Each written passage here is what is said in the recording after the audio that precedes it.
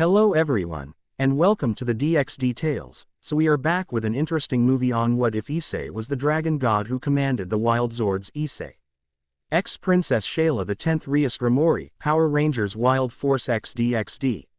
But before we start, I just want to remind you to please subscribe to my channel and hit the like button if you enjoy my content. Let's start the story. Chapter 1. Awakening of the Dragon God. The contract seemed simple enough. Exorcise a malevolent spirit from an abandoned shrine on the outskirts of Kuo town. Issei Hyodo had performed dozens of similar tasks since becoming Rias Gremory's pawn. Tonight should have been routine. Locate the spirit, deploy the sealing circle Akano had prepared, collect payment, return to base. Why? Something felt different as he approached the dilapidated wooden structure nestled among ancient cedars. Moonlight filtered through the canopy, casting dappled silver across the cracked stone path. The air hung unnaturally still, devoid of insect sounds or rustling leaves. Issei's enhanced devil senses detected something beyond the ordinary supernatural disturbance, a primal energy that seemed to call to something deep within him. "Drake, are you sensing this?" Issei whispered to the dragon spirit housed within his sacred gear. "Indeed, partner. But this is unfamiliar. Not devil, angel, or fallen. Something older." Issei adjusted the small communication device in his ear. "Bushu, I'm at the site, but something's off. The energy signature doesn't match what we expected." Rias Gremory's confident voice replied through the earpiece. "Proceed with caution, Issei. I'm monitoring your vitals from here. If anything seems dangerous, withdraw immediately." "Understood." He continued forward, crimson gauntlet materializing over his left hand.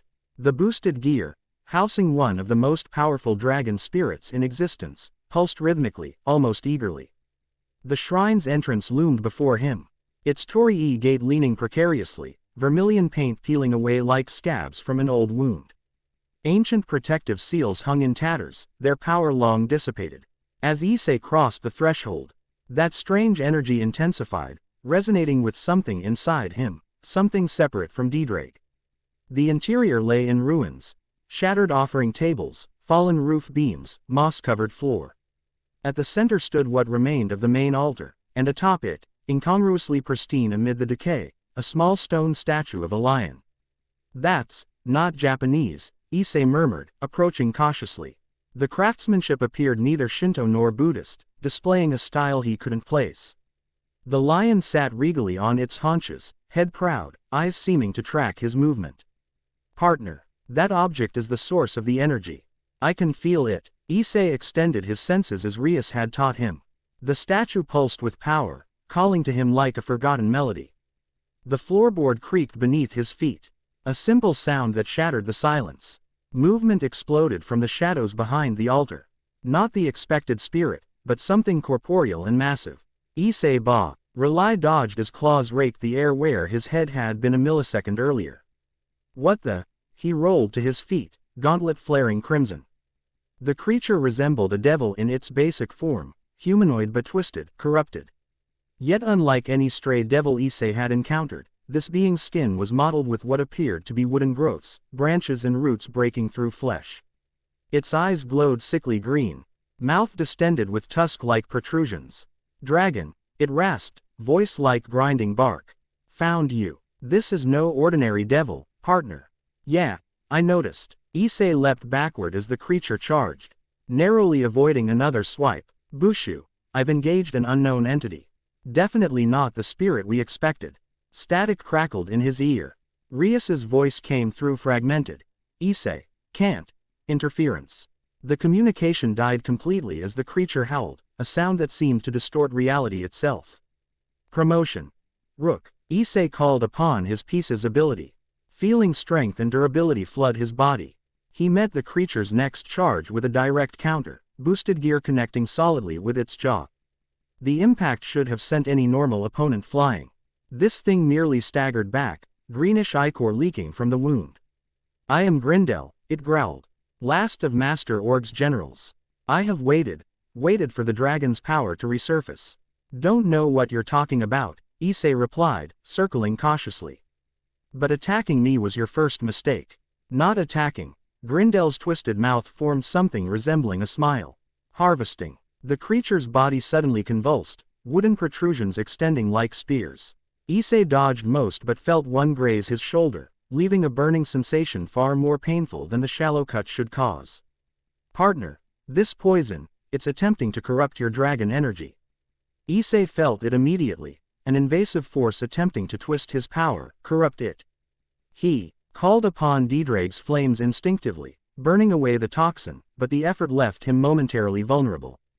Grindel capitalized, slamming into him with surprising speed.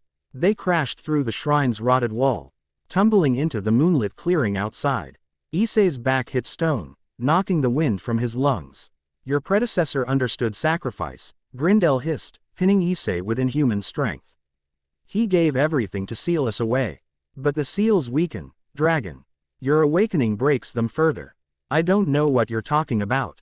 Issei struggled against the creature's grip. Boost, boost. Power surged through him, doubling his strength. He broke Grindel's hold and kicked the creature back, following with a series of precision strikes to its joints. Tech. Neek's Kaneko had drilled into him during training. Grindel howled in frustration. You don't even know what you are. The vessel doesn't recognize its contents. Something about those words resonated uncomfortably within Issei. A pressure built in his chest, unrelated to physical exertion, something awakening. The stone lion statue, still inside the shrine, began to glow. Partner, your energy, it's changing. Issei felt it too, power unlike anything he'd experienced. Not the familiar draconic energy of Didraig, but something equally ancient, equally primal. It flowed through his veins like liquid fire. Instinctive knowledge flooding his mind. Grindel's confidence faltered. No. It's too soon. You can't possibly. Issei's body moved on instinct. His right hand, not the one bearing Didraig's gauntlet, extended toward the shrine. Words he'd never known poured from his lips in a language he'd never spoken. Ancient guardian of the eternal plains, red lion of courage and leadership, I call upon our ancient covenant. Arise. The stone statue exploded with golden light. The ground trembled beneath their feet as a deafening roar shook the forest. From the radiance emerged a massive lion, easily the size of a bus, its body appearing partly physical, partly composed of living energy. Its coat shimmered crimson and gold, eyes blazing with intelligence and power. Grindel scrambled backward. Impossible. The wild Zords answer only two. The red lion pounced with devastating speed, massive paws pinning the creature to the ground. Grindel screamed, wooden protrusions withering under the lion's touch. Issei watched in awe, the new energy continuing to build within him. Somehow he knew exactly what to do next. He stepped forward, placing his hand on the lion's flank, feeling its power harmonize with his own. By the authority of the dragon god, I cleanse this corruption. Golden flame flowed from Issei's hand, through the lion, and into Grindel. The creature convulsed as the wooden growths burned away, revealing a more recognizable devil form beneath. The sickly green light faded from its eyes, replaced by confusion and then terror. "D to me," the devil whispered, its voice now lacking the unnatural timbre. Before Issei could respond, a new presence materialized in the clearing. The air shimmered with an ethereal light as a woman stepped forward, seemingly from nowhere. She moved with otherworldly grace, dressed in a flowing white gown adorned with golden accents. Her features were delicate yet timeless, framed by chestnut hair that cascaded past her shoulders. A golden circlet adorned her brow, marking her as royalty of some unknown realm. The red lion immediately bowed its massive head toward her, a gesture of deep respect. After 3,000 years, she spoke. Her voice melodious yet filled with authority, "The dragon god returns." Issei stood transfixed, the strange energy within him responding to her presence. "Who are you?" "I am Princess Shayla, guardian of the Animarium and keeper of the wild Zords." Her eyes, ancient and knowing, studied him with intensity. "And you, Issei Hyodo, are far more than the devil you believe yourself to be." The moment broke as crimson magic circles flared around the clearing. Rias Gremory materialized with her entire peerage, Akeno, Kiba, Kaneko, and Asia, all battle-ready. "Issei." Rias's worried eyes quickly assessed the situation, widening at the sight of the massive lion. Her power flared protectively. "Step away from him. Princess Shayla turned calmly toward the newcomers. The Gremory heir, I presume. Your concern is understandable, but unnecessary. I mean no harm to your servant. My servant, Rias emphasized, stepping forward with the regal bearing of devil nobility, who appears to have summoned a creature I've never encountered in any devil records. The princess smiled softly. Because it is not of devil origin, Lady Gremory. The wild Zords predate your kind by millennia. Tension crackled between the two women. Issei felt caught between opposing forces, the new energy still coursing through him. The red lion remained at his side, a reassuring presence amid the confusion. Bushu. Issei finally spoke. I think we should hear what she has to say. Rias's eyes never left Princess Shayla. What has she done to you, Issei? Nothing, he replied honestly. But something's happening to me. I can feel it. He gestured to the now normal devil huddled on the ground. That thing called itself Grindel. It was corrupted somehow, talking about someone called Master Org. Princess Shayla's expression darkened. The Org's return, then. I feared as much when I felt the first seal break. She addressed Rias directly. Lady Gremory, what you witness is beyond the politics of devils. The awakening of the dragon god heralds a threat to all realms. Dragon god. Akeno stepped forward, her curiosity piqued. Issei already possesses one of the most powerful dragons in existence. Didrag is but a shadow of the power I speak of, Princess Shayla replied. The Red Dragon Emperor is mighty, yes, but the dragon god created the boundaries between worlds. She speaks truth, partner. Didrag's voice resonated within Issei's mind, audible to all present through the boosted gear. I sense something awakening within you, separate from my power, something ancient and familiar. The ground trembled slightly, the red lion growling in response to some unseen threat. Princess Shayla's gaze turned skyward. We cannot remain here. The awakening has drawn attention from both sides. She extended her hand toward Issei. Come with me to the animarium. There you will find answers. Rias stepped between them. He goes nowhere without me. Princess Shayla regarded her thoughtfully. The ties between you are strong. Very well, Lady Gremory, you may accompany us. But only you. No. Issei's voice cut through with unexpected authority. Both women turned to him in surprise. Either all of us go, or none of us do. My friends stay with me. The princess studied him for a long moment, something like approval flickering in her eyes. The dragon god always valued loyalty. She nodded. Very well, but we must depart now. She raised her hand, a small golden flute appearing in her palm. The haunting melody she played seemed to bend reality itself. The air around them shimmered, the ground beneath their feet becoming translucent. Hold on to each other, she instructed as light enveloped them. The last thing Issei saw before the shrine clearing disappeared was the red lion dissolving into golden particles that flowed into his body, settling somewhere deep within. The transition felt like passing through a waterfall, momentary resistance followed by unexpected clarity. When the light faded, they stood in a lush garden unlike anything Issei had ever seen. Massive trees with silver-tinged leaves stretched skyward. Crystalline pools reflected a sky that seemed both familiar and alien. In the distance, floating mountains defied gravity, waterfalls flowing upward rather than down. Welcome to the animarium, Princess Shayla announced. The sacred realm of the wild Zords. Kiba whistled appreciatively. I've visited many supernatural dimensions, but nothing like this.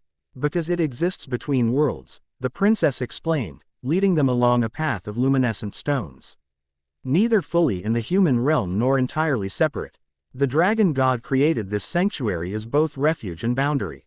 They approached an ancient temple structure, its architecture blending elements from multiple cultures in harmonious complexity. Massive columns supported a domed ceiling open to the sky, allowing starlight to illuminate a central pool. Asia gasped in wonder. It's beautiful. It is dying, Princess Shayla corrected gently. Without the dragon god's power, the animarium fades. The barriers weaken, ancient evils stir. And you believe Issei is this dragon god? Rias asked skeptically, staying close to him. Not believe. No. Princess Shayla gestured to the pool. See for yourself. Images formed in the water's surface, memories not their own. They witnessed a majestic being, draconic yet humanoid, commanding powers beyond comprehension.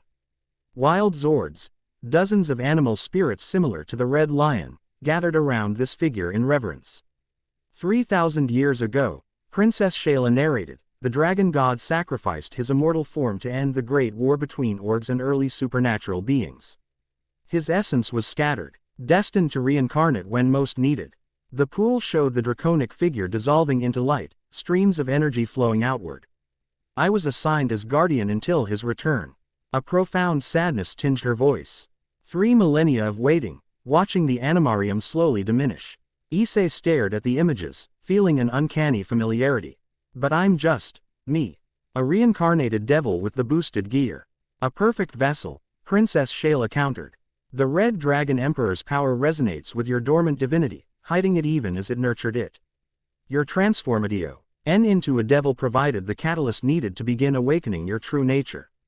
I suspected something different about you from the beginning, partner, Drake admitted. Your compatibility with my power exceeded all previous hosts. Now I understand why. Rias stepped forward, her expression troubled. If what you say is true, what does this mean for Issei's status as my pawn? As a devil, the question hung heavily in the air. Issei realized it reflected his own unspoken fear, losing his place among those who had become his family. Princess Shayla's expression softened with unexpected compassion. The dragon god exists beyond such classifications, Lady Gremory. Devil, human, angel, these are temporary states. Divinity is eternal. That's not an answer, Rias insisted. Because the answer depends on him. Princess Shayla turned to Issei. The dragon god's power awakens within you, but you are not merely his reincarnation. You are Issei Hyodo, with your own heart, your own bonds, your own choices. Before further discussion could continue, a thunderous roar echoed across the animarium. As massive forms approached the temple, wild Zords of various species. The red lion led the procession, accompanied by a blue shark, black bison, white tiger, and yellow eagle. They sense your presence, Princess Shayla explained as the majestic creatures gathered around the temple. They come to acknowledge their master's return. Issei felt overwhelmed. Just days ago, his greatest concern had been controlling his sacred gear. Now he stood before ancient spirits as their supposed master. I don't know how to be what they need, he admitted quietly. You already are. Princess Shayla placed her hand gently on his arm. The red lion would not have answered your call otherwise. Rias watched this interaction with visible concern. These wild Zords, what exactly are they? Guardian spirits of nature and balance, Princess Shayla explained. Born from the dragon god's power. They protect the boundaries between worlds. Each represents different aspects of existence: courage, wisdom, strength, stealth, freedom. And these orgs? Akino inquired, ever practical about potential threats. Ancient spirits of corruption. They feed on pollution, desecration, the darkness in hearts. Princess Shayla's expression darkened. The one you encountered was merely a scout. If Grindel has returned, others will follow. So there's a war coming, Kaneko stated bluntly. There has always been war, little one. It merely changes form. The princess turned back to Issei. The dragon god sealed the orgs away millennia ago, but seals weaken. Your awakening accelerates this process, paradoxically. So I'm causing the problem by existing. Issei frowned. No, Princess Shayla corrected firmly. You are the solution awakening in response to the problem. The seals were temporary by design. The dragon god knew he would return when needed most. The red lion approached, massive head level with Issei's chest. Without thinking, he reached out, placing his hand on the creature's mane. Power surged between them, images flooding Issei's mind, running across endless plains, protecting weaker creatures. Leading the pride through danger. He shows you his heart, Princess Shayla explained. This is how the bond forms. It's incredible, Issei whispered, understanding flowing between him and the wild Zord. Rias watched with complex emotions crossing her features. Pride in Issei's growth warred with fear of losing him. What happens now? Now, Princess Shayla replied, we prepare. Issei must reconnect with each wild Zord, strengthening the animarium. And we must locate the remaining seals before the orgs corrupt them. You keep saying, we, Rias noted with slight edge. My peerage has responsibilities in Kuo. A territory that will fall first if the orgs gain power, the princess countered. This transcends devil politics, Lady Gremory. The tension between them crackled almost visibly. Issei recognized the source immediately. Both women held authority over different aspects of his existence, both cared for him in their own ways, and neither was accustomed to sharing power. I have obligations to both worlds, he interjected, drawing their attention. Bushu, you gave me new life as a devil. Princess Shayla, you've revealed my deeper nature. I won't abandon either responsibility. His words seemed to surprise both women. Something shifted in Princess Shayla's expression, a recognition that the being before her was not simply the reincarnation she had awaited, but something new. Spoken like the dragon god, she murmured, yet distinctly Issei Hyodo. The wild Zords roared in what seemed like approval. One by one, they dissolved into colored light that flowed toward Issei, circling him before dispersing into the air, all except the red lion, which remained solid beside him. They acknowledge you, Princess Shayla explained. But full bonds must be earned individually. How? Issei asked. By proving your worth to each. They are not servants but partners. She gestured to the red lion. He chose you first because leadership is your natural quality. The others require demonstrations of their own virtues. And while he's questing for animal approval, Rias interjected, what about the org threat? Princess Shayla's calm demeanor showed the first crack of irritation. The wild Zords are not mere animals, Lady Gremory. They are primordial spirits older than your entire species. Regardless, Rias pressed, we need a concrete plan. Issei felt the tension building again. Both concerns are valid. We need both knowledge and action. The assertion of authority came naturally, surprising even himself. Both women paused, reassessing him. The dragon god was ever the mediator, Princess Shayla noted with the ghost of a smile. Very well. I propose an exchange of knowledge. I will share the history and nature of the orgs. You will share devil lore that might be relevant. Rias considered this, then nodded. Acceptable. Akano, contact Sona. We'll need the student council's resources as well. Meanwhile, Princess Shayla continued. Issei should begin connecting with the wild Zords properly. The red lion can guide him.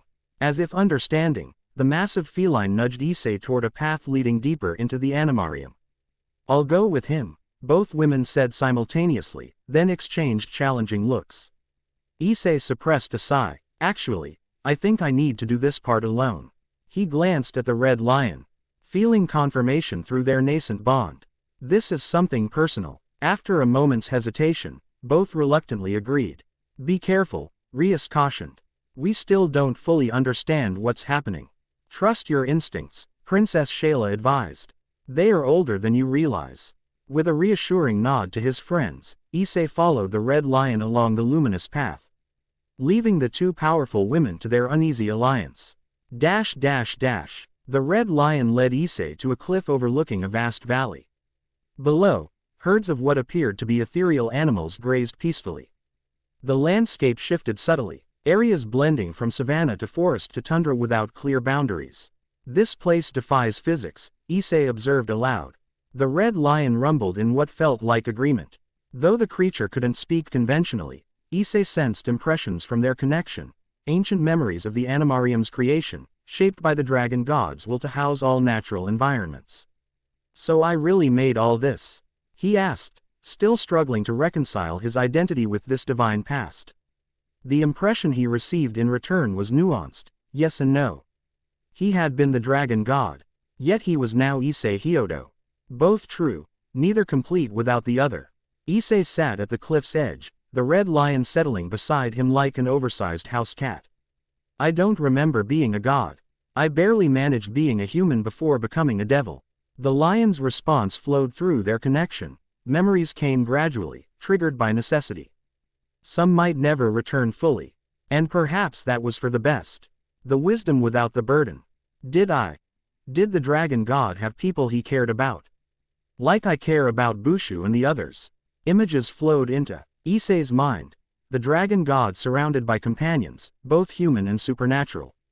Among them, a woman whose features resembled Princess Shayla, yet subtly different.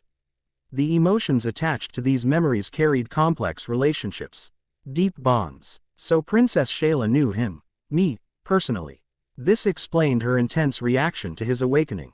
Not merely a guardian awaiting her god's return, someone reuniting with a long-lost companion. The red lion conveyed affirmation, along with additional context. Princess Shayla was not the original guardian. She was a descendant, each generation passing the duty to the next. The woman in the memory was her ancestor, first of the lineage. That's a heavy legacy to inherit. Issei felt new respect for the princess's millennia of faithful service. Their communion was interrupted by approaching Ed to see a woman he didn't recognize making her way confidently along the path. Tall and athletic, with sun-bronzed skin and blonde hair pulled back in a practical ponytail. She carried herself with the assurance of a warrior.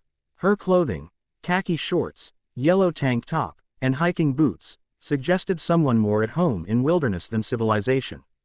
The red lion's reaction surprised Issei, immediate recognition and respect, though tinged with wariness.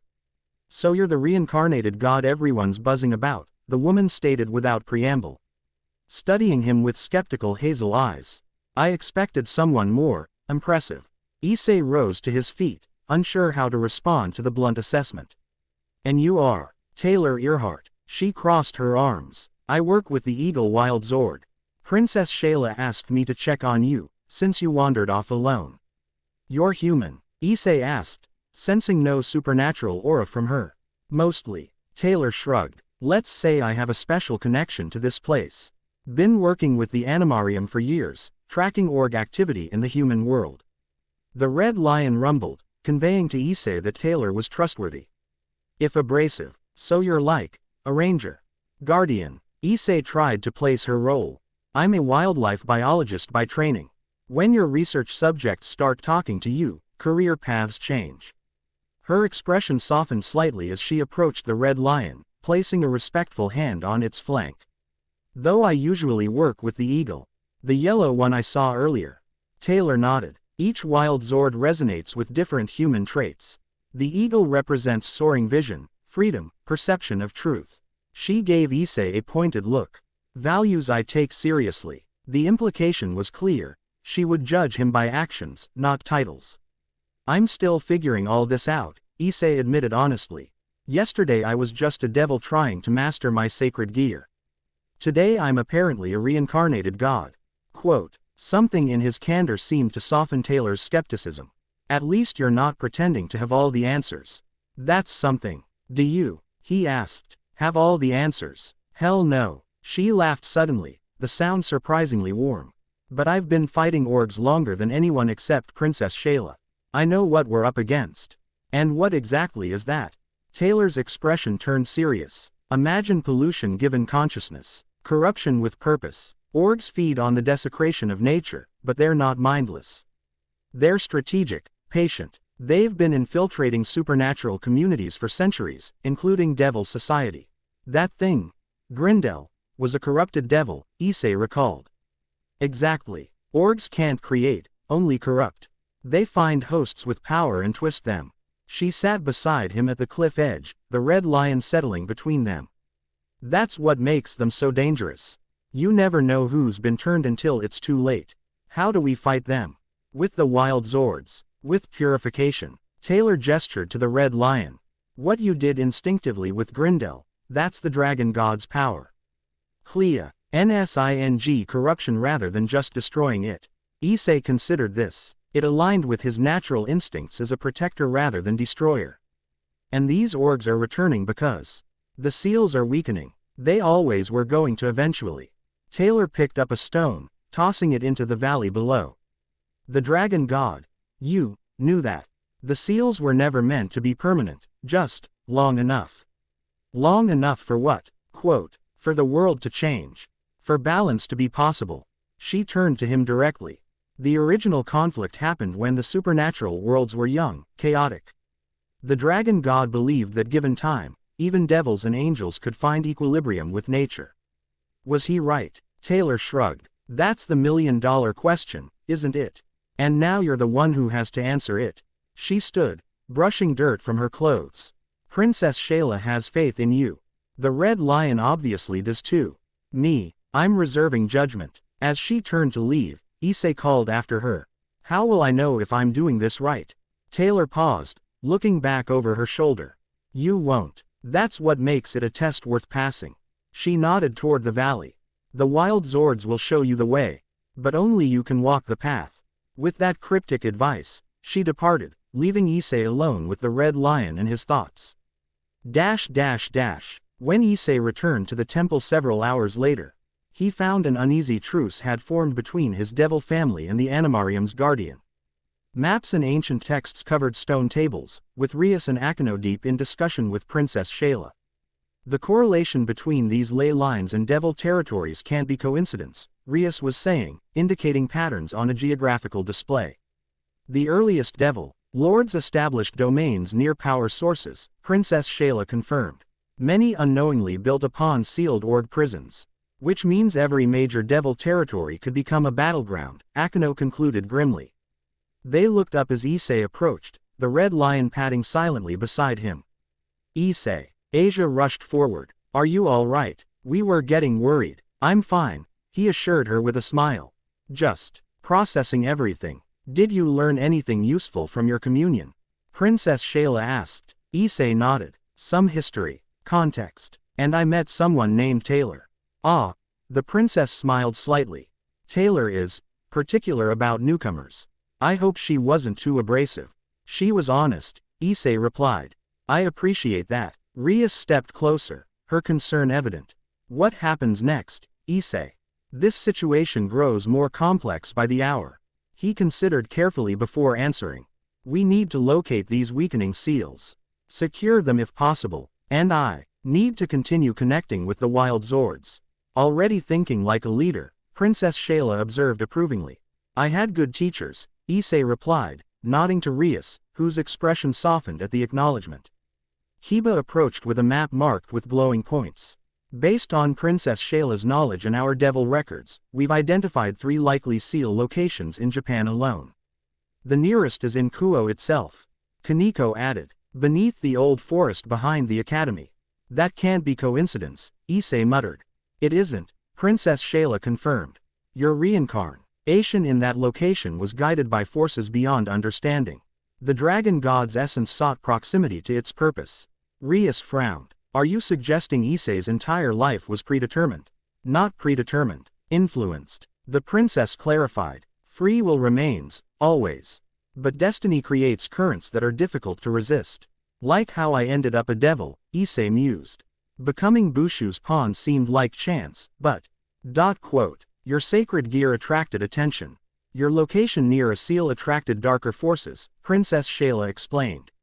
Lady Gremory's intervention was her choice, but the circumstances were arranged. Rias appeared troubled by this revelation. So even my decision to reincarnate him wasn't entirely my own. Your reasons were yours, Princess Shayla assured her. Your feelings, genuine. But patterns exist beyond our perception. An uncomfortable silence fell as everyone processed these implications. Finally, Issei spoke. Whatever forces brought us together. What matters is what we do now. He looked between Rias and Princess Shayla. Both worlds need protection. We need to work together. The 2 women exchanged measured looks, a tentative understanding forming. The Gremory clan has resources that could prove valuable, Rias offered. My brother would be a powerful ally. And the animarium holds knowledge forgotten by modern supernatural beings. Princess Shayla responded. Together, perhaps we can succeed where separated we would fail. Their tentative alliance was interrupted by a sudden tremor that shook the entire animarium. The center rippled violently, images forming unbidden. Kuo Academy engulfed in unnatural green fire, students fleeing from shambling, corrupted figures. It's happening already, Princess Shayla whispered, horror evident in her voice. Those are our classmates, Asia cried. Issei felt the red lion's urgency through their bond. We need to go, now. The animarium can transport us directly, Princess Shayla stated, moving swiftly to a ceremonial altar. But Issei, you're not fully awakened yet. Your power remains largely dormant. I don't need to be a god to protect my friends, he replied firmly. I just need to be me. Something shifted in Princess Shayla's gaze, respect, perhaps even admiration. Very well, she raised her flute. Everyone, gather close. As the haunting melody filled the air, Issei felt Rias take his hand on one side, Princess Shayla's fingers brush his arm on the other. The red lion pressed against his back, a solid presence amid the dissolving reality. Whatever awaits us, Rias said quietly, we face it together. The temple vanished around them, replaced by chaos as they materialized on Kuo Academy's grounds. Students ran screaming as humanoid figures pursued them, ordinary people transformed by corruption, wooden growths protruding from twisted limbs. Org spirits, Princess Shayla identified grimly.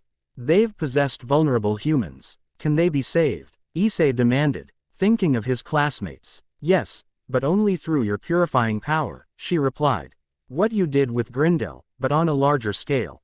Rias took command instantly. Kiba, Kaneko, defensive perimeter. Protect the unaffected students. Akano, aerial reconnaissance. Asia, prepare to heal the injured once purified. And me? Issei asked, the red lion materializing beside him in full glory, causing nearby students to cry out in shock. You, Princess Shayla answered, must find the seal. These possessions are merely symptoms. The source lies beneath the academy.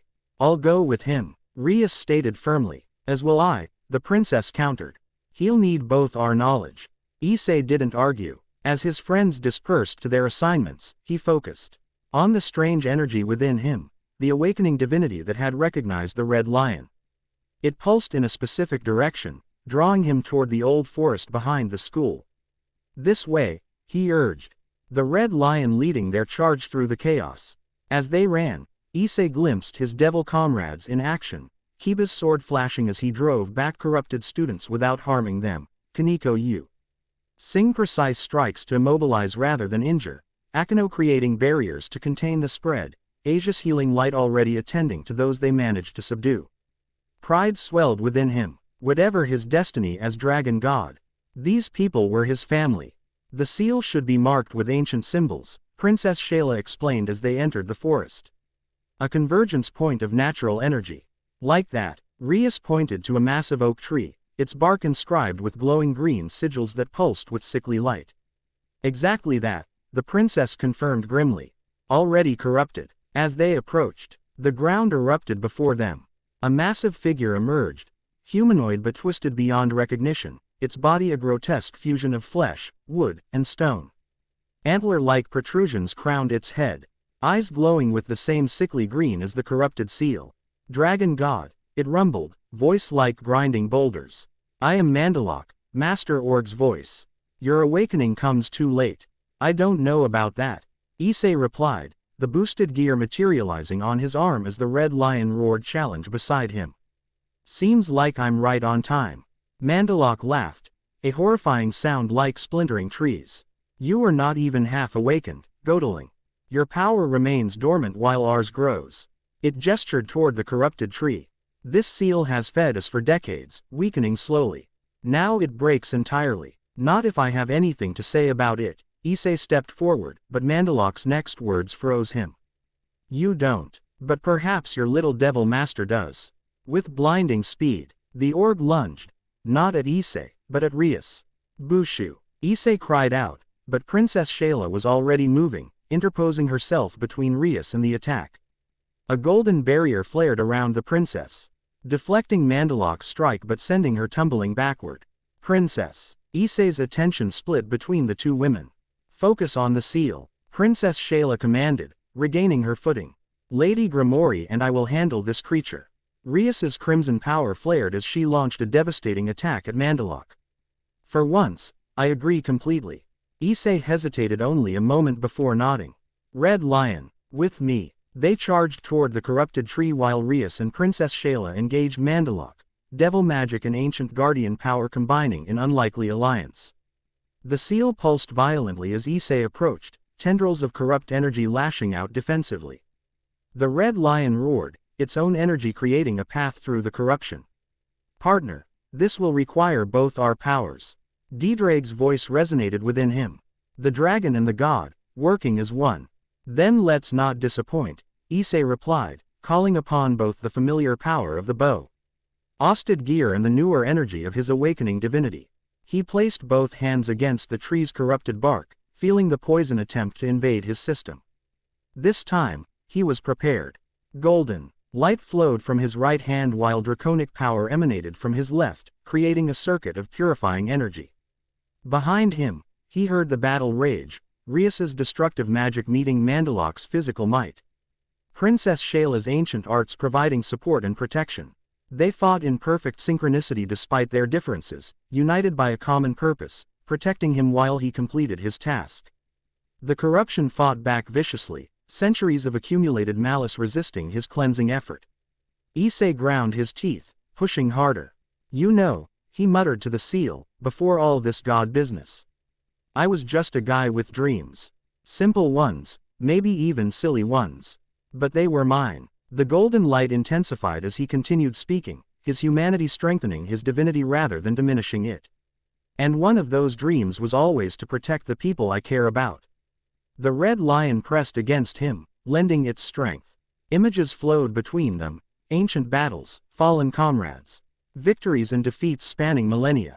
I may not remember being the dragon god, Issei continued, the corruption beginning to recede beneath his touch, but I know exactly who Issei Hyodo is. And he doesn't give up when his friends are in danger. The seal cracked with an audible sound, corruption expelled in a blast of green energy that dissipated against Issei's golden aura. The ancient tree's natural color returned, sigils shifting from sickly green to radiant gold. No, Mandalok's roar of fury shook the forest as it felt the seal transform. What have you done? Issei turned, power still flowing around him. Restored what was corrupted. Isn't that what gods are supposed to do? The orc creature backed away, its confidence evaporating. This isn't over, dragon god. Master Org returns. And when he does, Issei interrupted, I'll be waiting. With my friends. He gestured to where Rias and Princess Shayla stood, battered but unbowed. Seems like you're outnumbered today. With a final howl of defiance, Mandalok sank into the earth, disappearing from view. Across the academy grounds, the possessed students collapsed as the corrupting influence withdrew, leaving them confused but unharmed. Issei sagged slightly, the exertion of purifying the seal taking its toll. The red lion nuzzled him supportively as Rias and Princess Shayla approached. You did it, Rias said softly, pride evident in her voice. We did it, Issei corrected, looking between her and the Princess. Shayla studied the restored seal with satisfaction. The first of many battles. But an important victory. The purified seal will now strengthen the barriers rather than weaken them. And the students? Issei asked. They will recover, she assured him. Org possession leaves no lasting damage once cleansed. Rias glanced toward the academy buildings. We'll need to manage memories. Too many witnesses saw the wild Zord. My peerage can handle that. Princess Shayla offered unexpectedly. We have experience adjusting human perceptions without harm. Rias raised an eyebrow at this show of cooperation. Thank you. That would be helpful. As the immediate crisis subsided, Issei became acutely aware of his position between these two powerful women. Both had fought to protect him. Both clearly cared for him in different ways. And both watched him now with expressions that suggested their thoughts extended beyond the battle just won. You're not what I expected, Princess Shayla said quietly to Issei. 3,000 years of waiting, imagining the dragon god's return. Reality proves more interesting than anticipation. Disappointed? He asked, genuinely concerned. Quite the opposite. A soft smile graced her features. Quote, the dragon god I remember was magnificent but distant. You have his power, his courage, but also something he lacked. What's that? Humanity, she replied simply. Connections. Real bonds, not just duty. Her gaze flickered briefly to Rias. Perhaps this is why you were born as you were, rather than returning fully formed. Rias stepped closer to Issei, her meaning clear. Issei has always had exceptional capacity for connection. It's his greatest strength. On that, Lady Gremory, we completely agree. Princess Shayla's expression held new respect. The coming conflict will require all our strengths combined. The red lion rumbled in approval, and Issei felt something shift between the two women. Not friendship, exactly, but the beginning of mutual understanding. As they made our way back toward the academy buildings where the others waited, Issei found himself contemplating the strange turn his life had taken. Devil, Dragon Emperor, and now apparently God, layers of identity. That should have been contradictory yet somehow integrated within him. You're thinking very deeply, Rias observed, walking beside him. Just wondering who, or what, I really am, he admitted. You're Issei, she replied with absolute certainty. Everything else is just details. From his other side, Princess Shayla added, identity is not fixed, but flowing. The dragon god knew this better than most, it's why he chose reincarnation over eternal existence. Great, so I'm complicated, Issei joked weakly. Both women laughed, the sound surprisingly harmonious. All worthwhile things are, Princess Shayla noted. And people, Rias added, her hand briefly touching Issei's. As they rejoined the others, Issei found himself at the center of a circle of caring faces, his devil family, the princess of the animarium. The magnificent red lion, and in the distance, Taylor watching with guarded approval. Different worlds, different bonds, all connected through him. Whatever challenges lay ahead, whatever his true nature might be, one thing seemed certain. Issei Hyodo was no longer just a devil with dreams of greatness. He was becoming something both more and less than a god, a bridge between worlds that had forgotten how to coexist. And somehow, that felt exactly right. Chapter 1 End Chapter 2, The Floating Kingdom. Sunlight filtered differently through the animarium's atmosphere, casting prismatic patterns across ancient stone pathways. Issei walked beside Princess Shayla, his senses overwhelmed by the otherworldly beauty surrounding them. Massive trees with luminescent leaves stretched skyward, their trunks wider than buildings. Crystalline pools reflected impossible skies where celestial bodies unknown to Earth traced lazy orbits.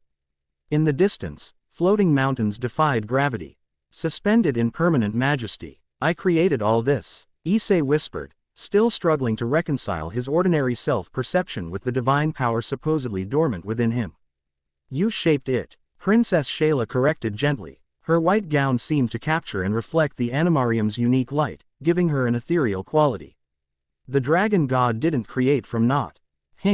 That power belongs to greater forces.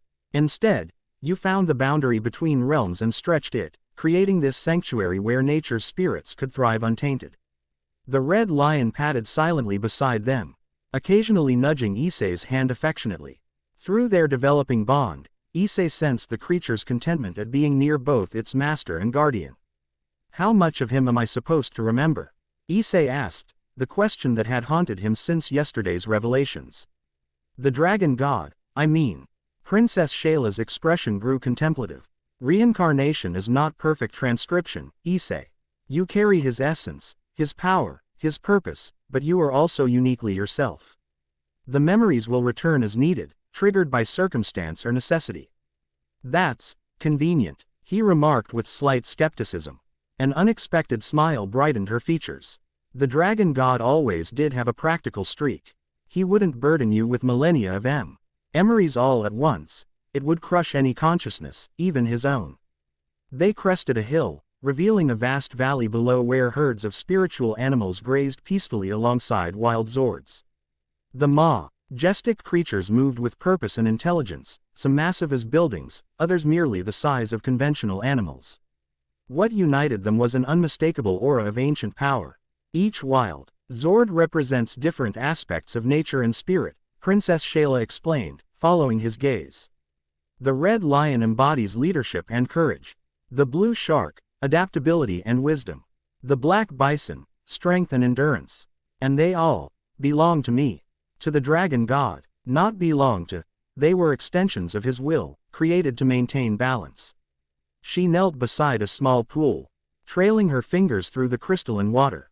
When you sacrificed your divine form, they became autonomous, guardians in your absence. Some formed bonds with worthy humans. Like Taylor, Issei recalled the strong-willed woman from yesterday. Yes, Taylor connected with the Yellow Eagle Wild Zord 5 years ago. She was researching environmental destruction when org corruption appeared in the Amazon rainforest.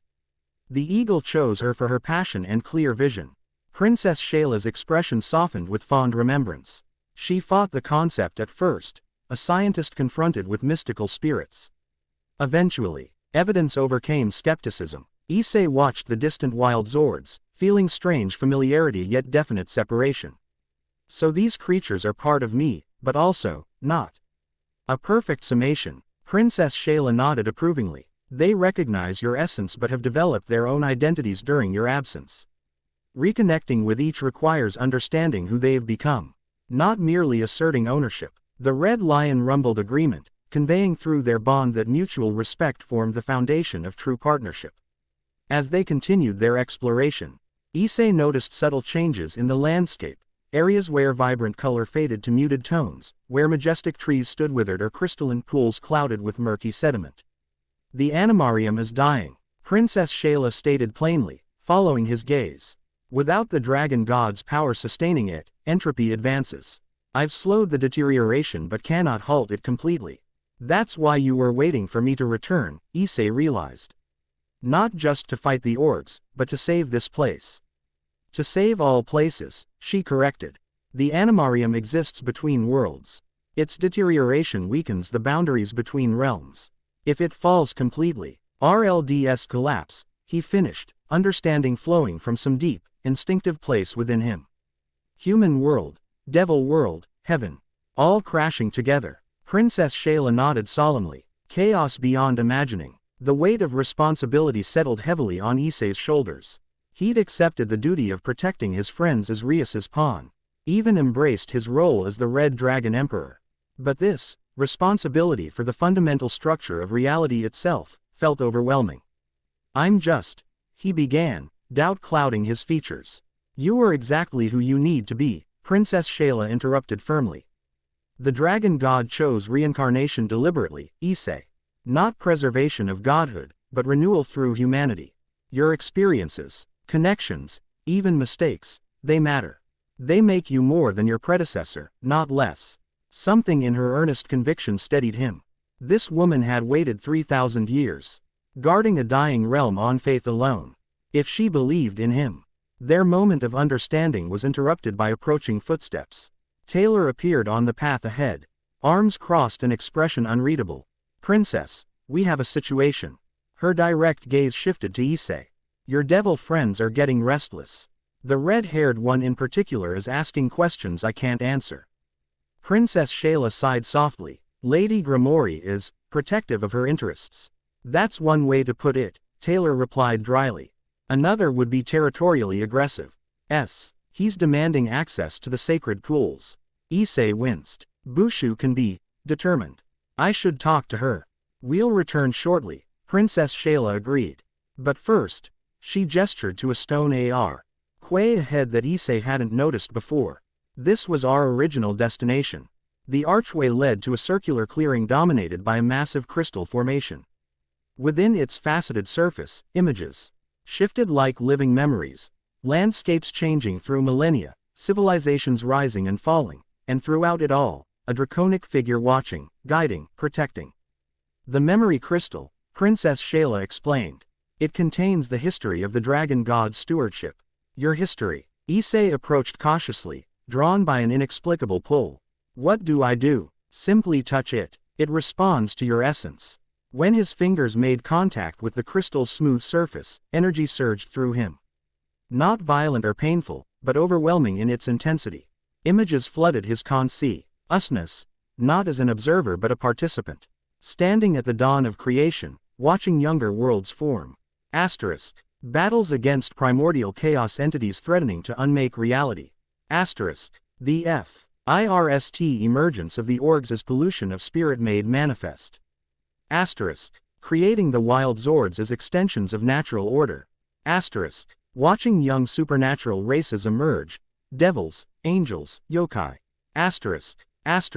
The great war that threatened all existence. The decision to sacrifice godhood for future renewal. The visions ended abruptly, leaving Issei gasping.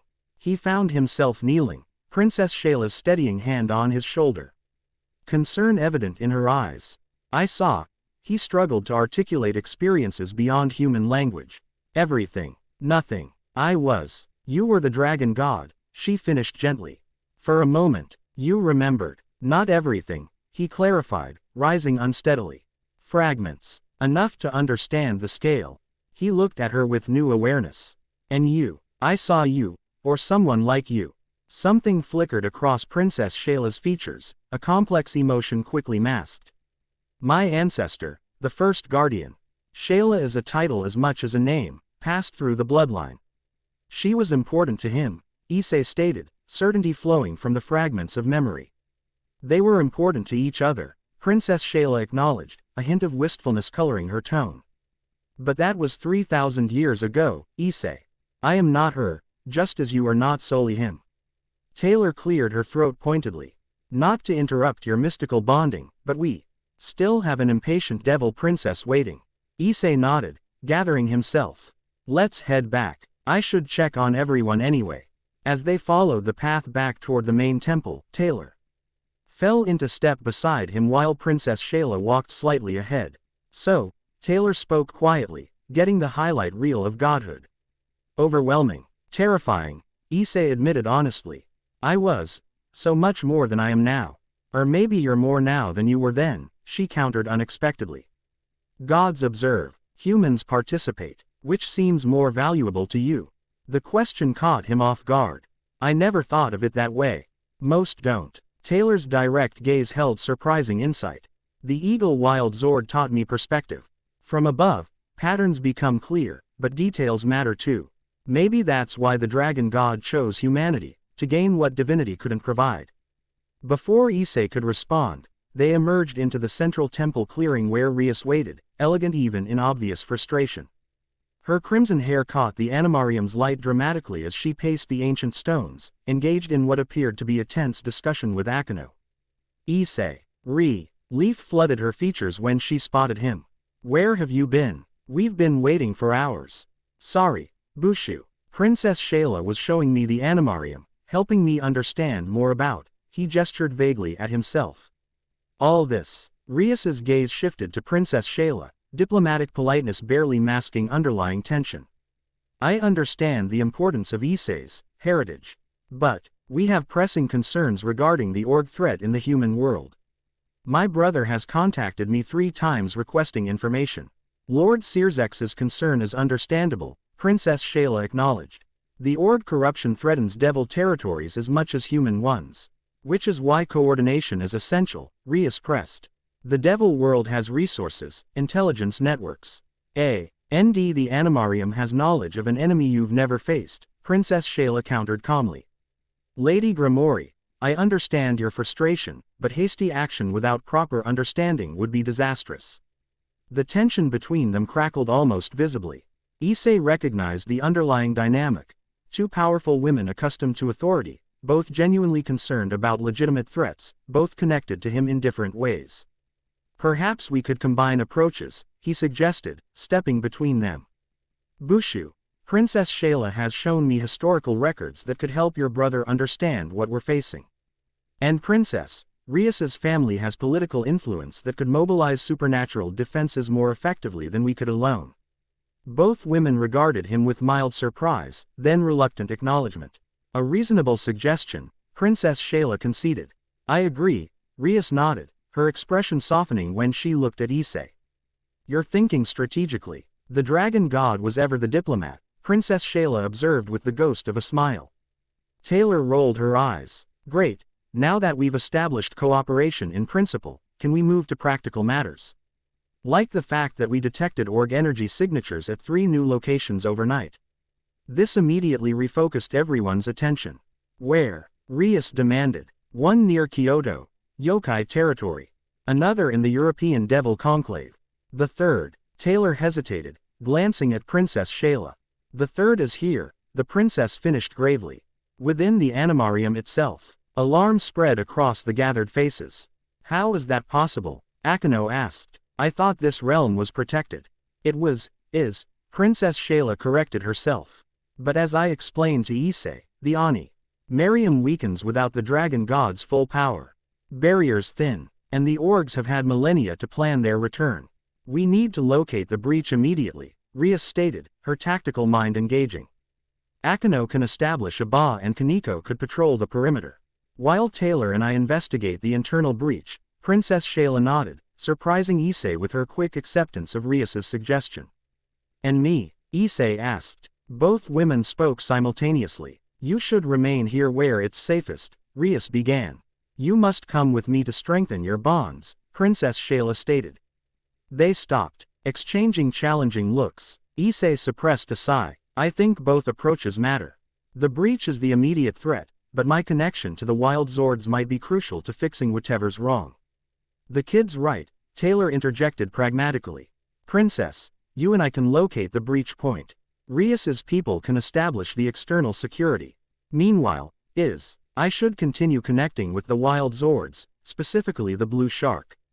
Why the shark? Issei questioned. Because it guards the underwater portions of the animarium, Taylor explained. If there's a breach through the aquatic realm, the shark would know first. Princess Shayla nodded thoughtfully. Logical. The shark responds to wisdom and adaptability, qualities you'll need for what comes next. Then it's settled, Rias declared, though her expression suggested continued reservation. Akano, contact Kiba and Kaneko. I'll join Issei. Actually, Princess Shayla countered gently. Bonding with the wild Zords requires specific knowledge. I should accompany Issei for this task. Another impasse. Issei looked between them, seeing legitimate concerns from both perspectives. Then an unexpected voice broke the tension. Why not all three? Asia suggested timidly from where she'd been quietly observing. Issei-san benefits from both Bushu's devil knowledge and Princess Shayla's wild Zord expertise.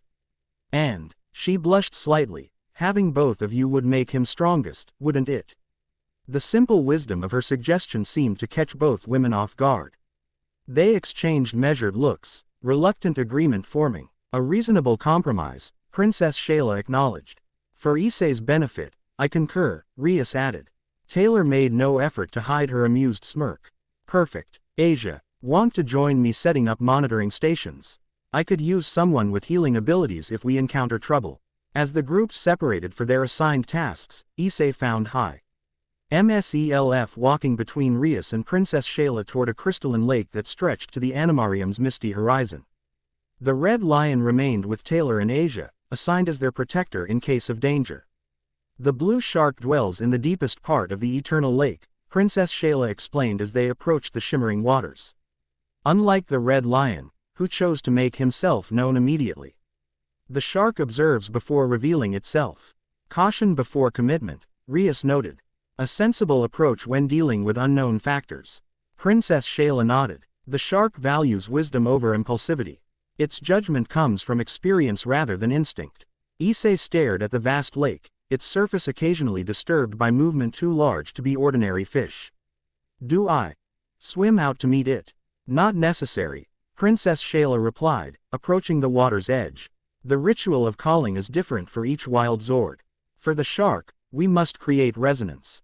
She produced her golden flute, playing a melodic sequence that hung in the air with almost physical presence. The notes rippled across the water's surface like stones, spreading outward in concentric circles. Now she instructed Issei, handing him the flute. Let the melody find its way through you. Issei hesitated, glancing at Rias who nodded encouragingly. He raised the flute to his lips, expecting to fumble the attempt. Instead, his fingers moved with unexpected confidence, producing the exact sequence Princess Shayla had demonstrated, but somehow deeper, more resonant. The lake's surface began to churn.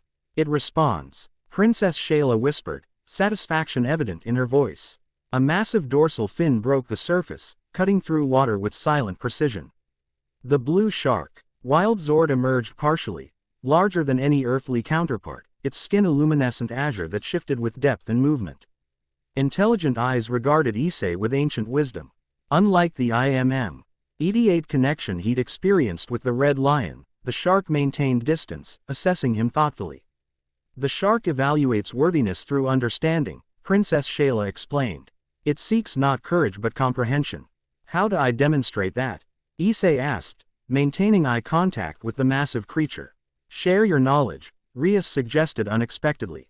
What you learned from the memory crystal. Issei nodded, understanding flowing from some intuitive place. He approached the water's edge, kneeling to place his palm against the surface.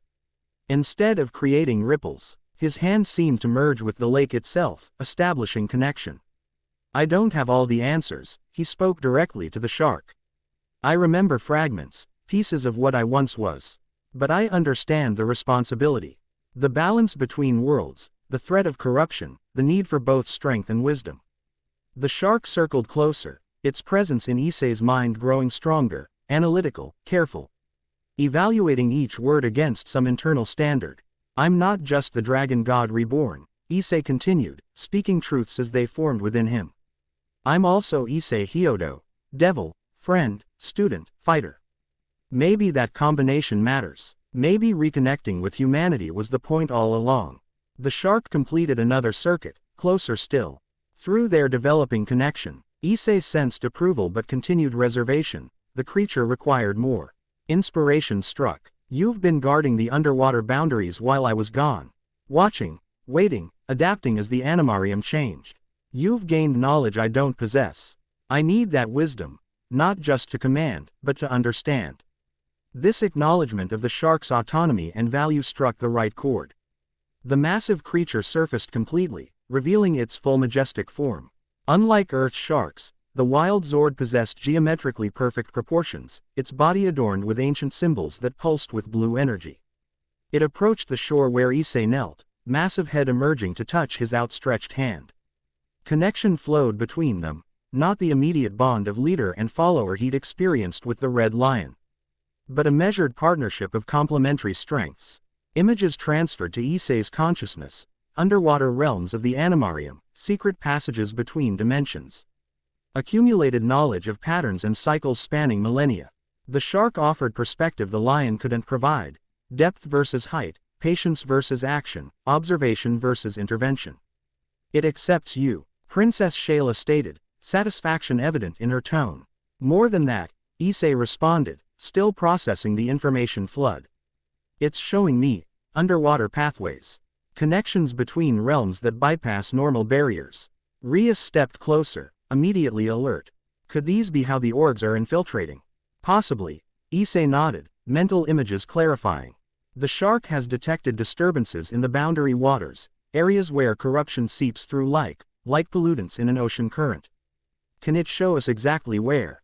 Rias pressed. In response, the blue shark submerged briefly, then resurfaced with greater purpose. It turned parallel to the shore, clearly inviting them aboard.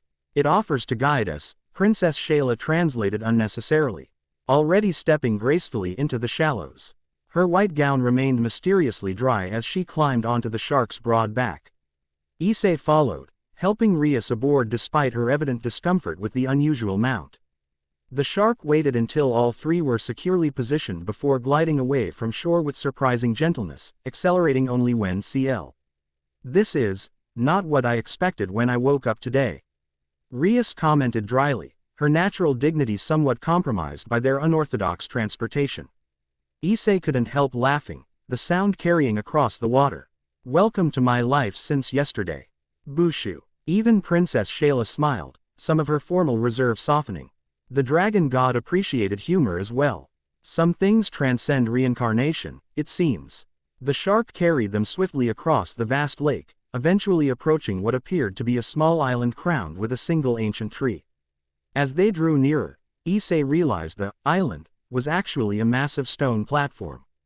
Its surface inscribed with elaborate patterns that continued below the waterline. A boundary marker, Princess Shayla identified as they disembarked. One of TW. That maintained the animarium's separation from other realms. Issei immediately sensed something wrong with the structure. While portions gleamed with the same golden energy he'd seen throughout the animarium, certain sections appeared tarnished, the inscriptions corrupted with familiar sickly green discoloration. Org corruption, he identified, approaching cautiously. Similar to what we saw at Kuo Academy. Rias circled the marker, her devil senses alert. The pattern is different, though.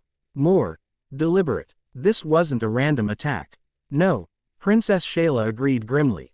This was precision targeting. The orgs have become more sophisticated during their imprisonment. The blue shark remained in the water nearby, its presence in Issei's mind conveying urgent warning. Through their connection, he understood that the corruption spread beneath the surface, following underwater ley lines that connected this marker to others. It's spreading through the entire system, he realized aloud. Using the animarium's own energy network to distribute corruption. Like a virus hijacking a body's circulatory system, Rias observed, her tactical mind engaging. Clever and concerning. Princess Shayla knelt beside the corrupted sections, careful not to make direct contact. This is recent. Within days, not weeks. The timing coincides with my awakening, Issei finished. Understanding flowing from some deep intuitive place. They've been waiting, monitoring. My activation as Dragon God triggered their counterattack. Because you represent their greatest threat, Rias reasoned. They're trying to corrupt the system before you fully awaken. Can we purify it like the seal at Kuo? Issei asked, already reaching toward the corruption. Princess Shayla caught his wrist. Not directly. This corruption is more sophisticated, designed specifically to resist your particular energy signature. Direct contact might endanger you. Then how do we counter it? Rias demanded, frustration evident in her tone. The blue shark moved closer to shore, its presence in Issei's mind offering a solution. Images formed of underwater currents, purification through circulation rather than direct intervention. The shark has an idea, Issei translated. Instead of attacking the corruption directly, we redirect the animarium's natural energy flow. Create a spiritual Reassure differential that pushes the corruption to the surface where it's vulnerable. Princess Shayla's expression brightened with understanding. Of course, the boundary markers aren't just barriers, they're regulators. They can be adjusted, like redirecting blood flow around damaged tissue. Rias nodded, following the concept. Starve the infection while strengthening healthy areas. Exactly, Issei confirmed, the shark's knowledge flowing through him. But it requires synchronized adjustment of multiple markers. This one, plus at least two others forming a triangulation. Which means dividing our forces, Rias concluded. Risky, but necessary. Princess Shayla rose gracefully. I can attune one marker. My connection to the animarium allows me direct interface with its systems. And I can handle another using devil magic, Rias offered. Our energy manipulation techniques should be compatible with these structures. Which leaves me for the third, Issei nodded. Using Dragon God's energy through the wild Zord connections. The blue shark rumbled agreement, conveying that it would transport Rias to the western marker while the red lion could be summoned to carry Princess Shayla to the eastern point. Issei would remain at their current location, serving as the apex of their triangulation effort. We'll need perfect synchronization, Princess Shayla cautioned. The energy redirection must occur simultaneously at all 3 points. We can use communication spells, Rias suggested, already creating a small crimson circle in her palm. My family's magic allows secure distance communication. Acceptable, Princess Shayla nodded, surprising Issei with her ready acceptance of devil techniques.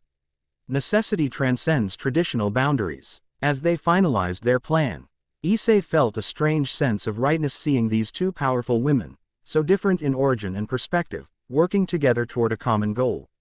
The blue shark's wisdom flowed through his consciousness, suggesting that perhaps this collaboration itself represented a form of balance the dragon god had sought.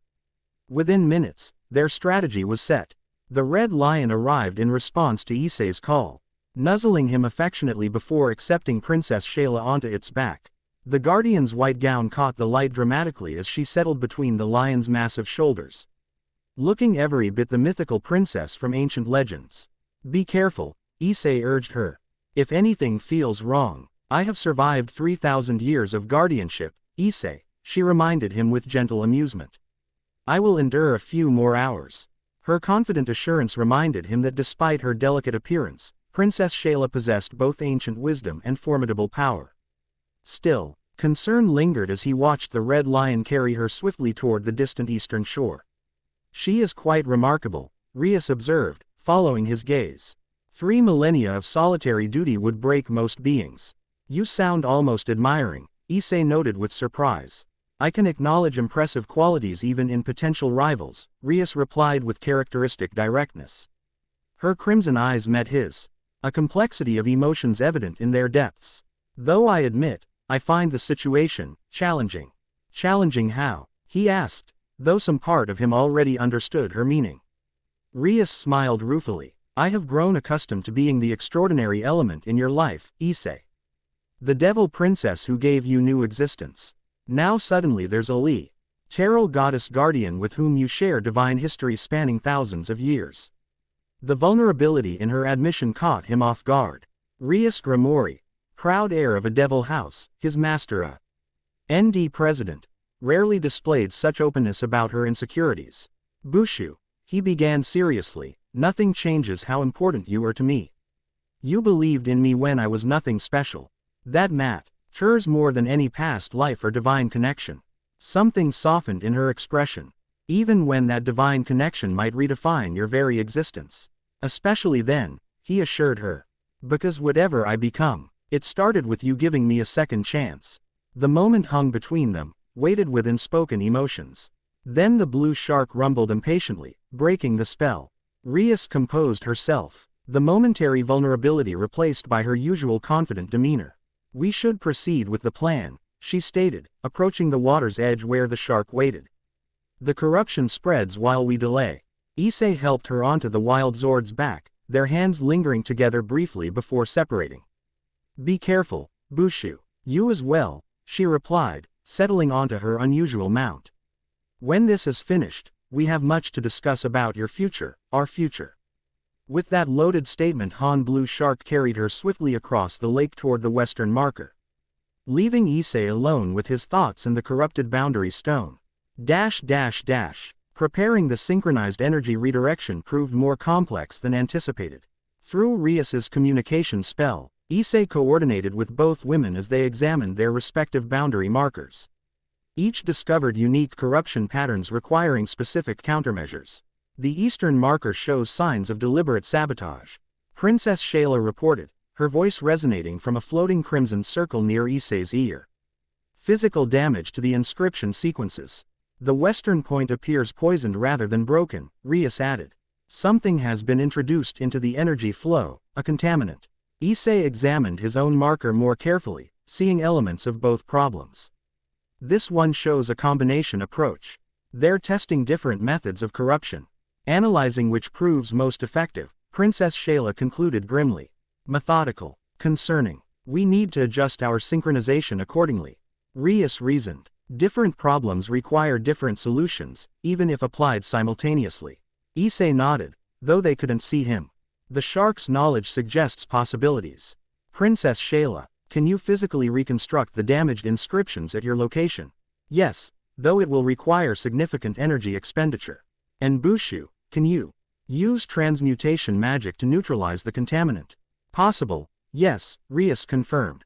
I'll need precise timing to prevent blowback. Then I'll handle both approaches here, Issei decided. You see. The dragon god's purification combined with the shark's circulation knowledge. They spent another hour developing their coordinated approach, each adapting techniques to their specific challenges, while maintaining the overall triangulation strategy. Through it all, Issei felt himself growing into his leadership role, not through domination but facilitation, drawing on each person's strengths while compensating for limitations. Finally, they were ready. The communication spell expanded to connect all three locations simultaneously.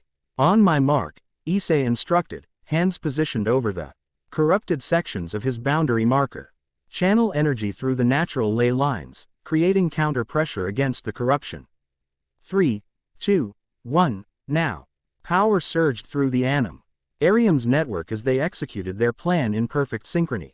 At the eastern point, Princess Shayla reconstructed damaged inscriptions with golden light flowing from her hands. At the western marker, Rias transmuted corrupting elements using precise devil magic, converting poison to power. At Issei's location, divine energy merged with the blue shark's wisdom, creating circulation patterns that pushed corruption to the surface.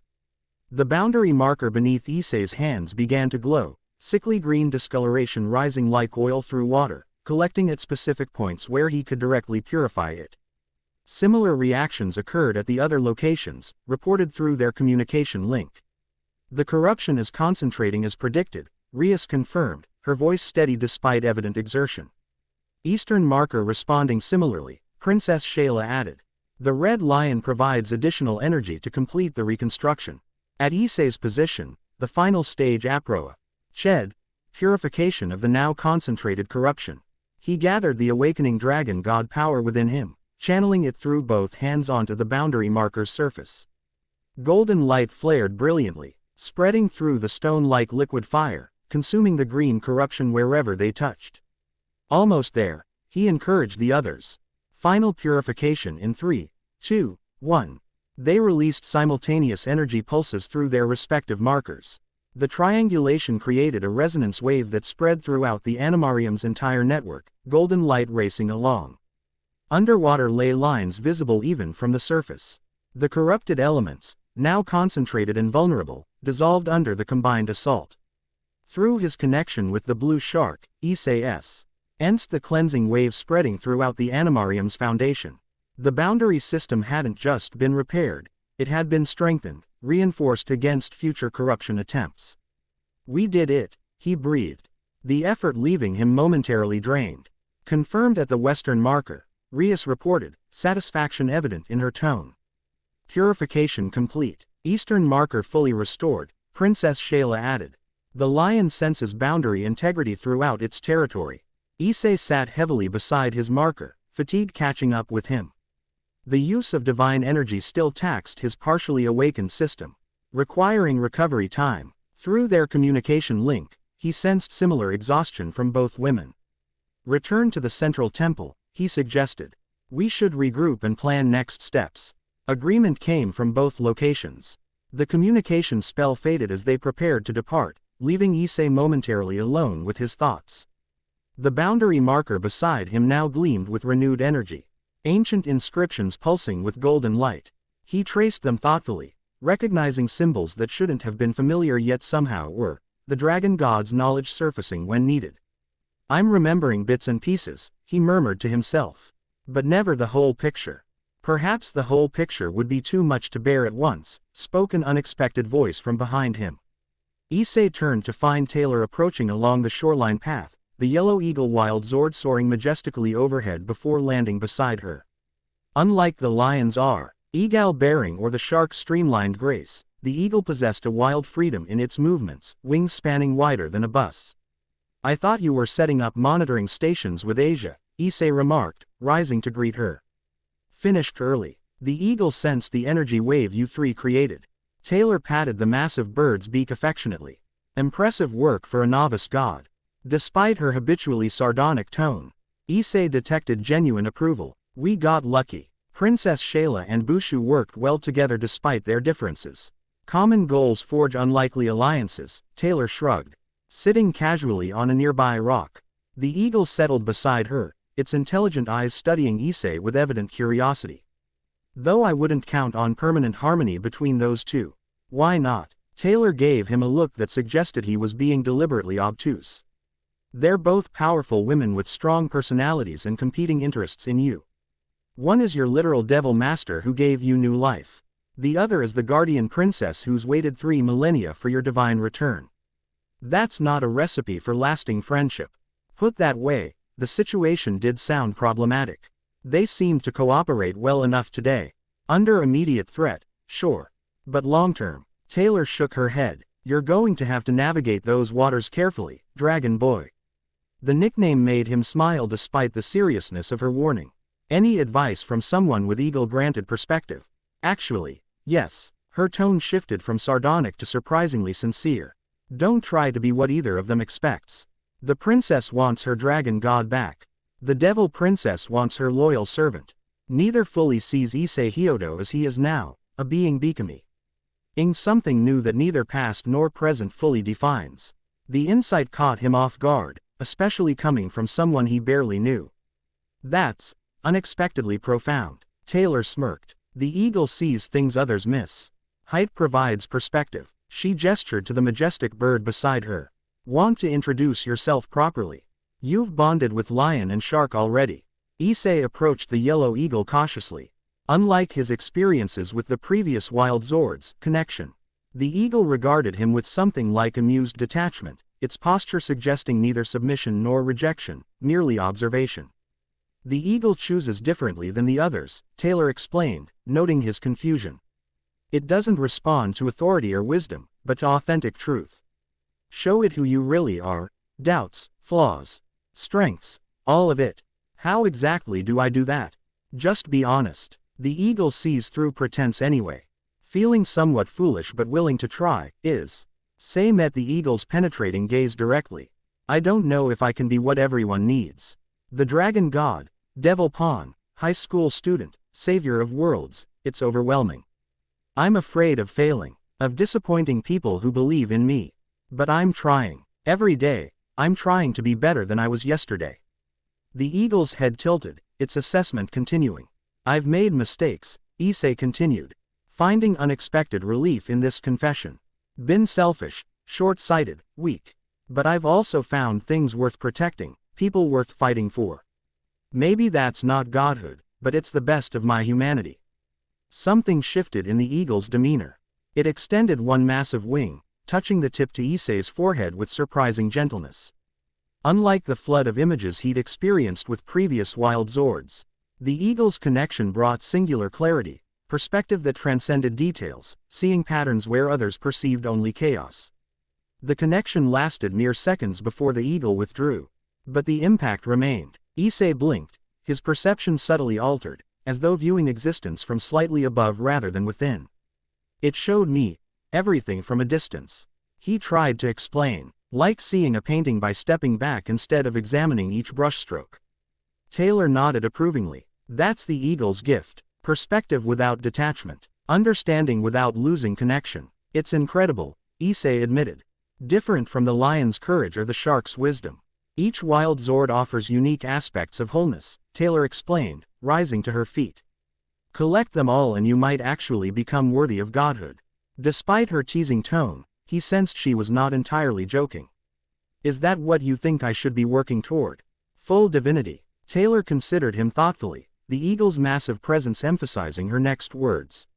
I think you should work toward becoming the best version of Is. Say Hyodo, whatever that turns out to be. God, devil, human, hybrid, the labels matter less than the choices. With surprising grace, she mounted the eagle's back. Now, we should return to the temple. Your two princesses will be wondering where you've disappeared to. They're not my. Issei began to protest, then stopped at Taylor's knowing smirk. Fine, let's go. The eagle extended a wing, inviting him aboard behind Taylor. As they soared over the animarium's breathtaking landscape, Issei found himself appreciating both the literal and metaphorical perspective this third wild Zord connection provided. Perhaps navigating between the competing expectations of Princess Shayla and Rias would require exactly this kind of elevated viewpoint, seeing the larger pattern rather than just immediate conflicts. They arrived at the central temple to find not just Rias and Princess Shayla waiting, but an unexpected delegation from the devil world. Sears Lucifer, Rias's older brother, and one of the four great Satans, stood in conversation with both women, his power controlled but palpable even at a distance.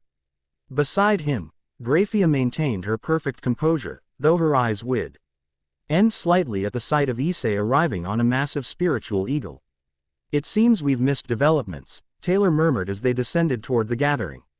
The eagle landed with surprising delicacy, allowing them to dismount before it dissolved into golden light that circled Issei briefly before dispersing. Issei, Sears greeted him warmly, though his eyes held calculation beneath the friendly exterior. My sister has been explaining your unusual circumstances. Lord Sears, Issei bowed respectfully. This is unexpected. The emergence of org corruption in Devil Territories warranted direct intervention, the Satan explained smoothly. When Rias mentioned your connection to these ancient forces, I became personally interested. Princess Shayla stepped forward, her bearing every bit as regal as the devil nobility present. Lord Lucifer, welcome to the Animarium. Though I must note that traditional protocol suggests requesting entrance before arriving. The subtle rebuke hung in the air, testing boundaries. Sears inclined his head slightly, acknowledging the point without apology. Extraordinary circumstances sometimes require bypassing convention, Princess Shayla. The safety of multiple realms takes precedence over etiquette. A perspective I understand, if not entirely endorse, she replied diplomatically. Issei glanced between them, sensing the careful political dance underlying their polite exchange. Rias caught his eye, communicating silently that tensions had been higher before his arrival. Perhaps we should focus on practical matters, Issei suggested, unconsciously employing the eagle's perspective to rise above immediate tensions. The boundary markers have been purified, but that's merely defensive. We need to address the source of corruption. Agreed. Sears X nodded approvingly. My intelligence networks report increasing org activity in multiple territories. These incidents appear coordinated rather than random.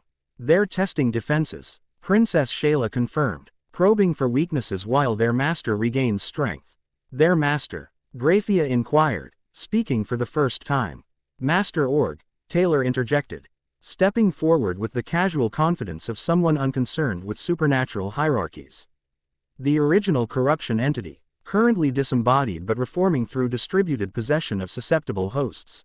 And who might you be? Sears X asked, his polite tone not quite masking the steel beneath. Taylor Earhart, environmental scientist and Eagle Wild Zord partner. She met his gaze without intimidation. I've been tracking org manifestations globally for 5 years. She's trustworthy, Issei vouched immediately. And knowledgeable. Sears X accepted this with a nod. Returning to the central topic. This master org, can it be located and eliminated before full manifestation? Not eliminated, Princess Shayla corrected.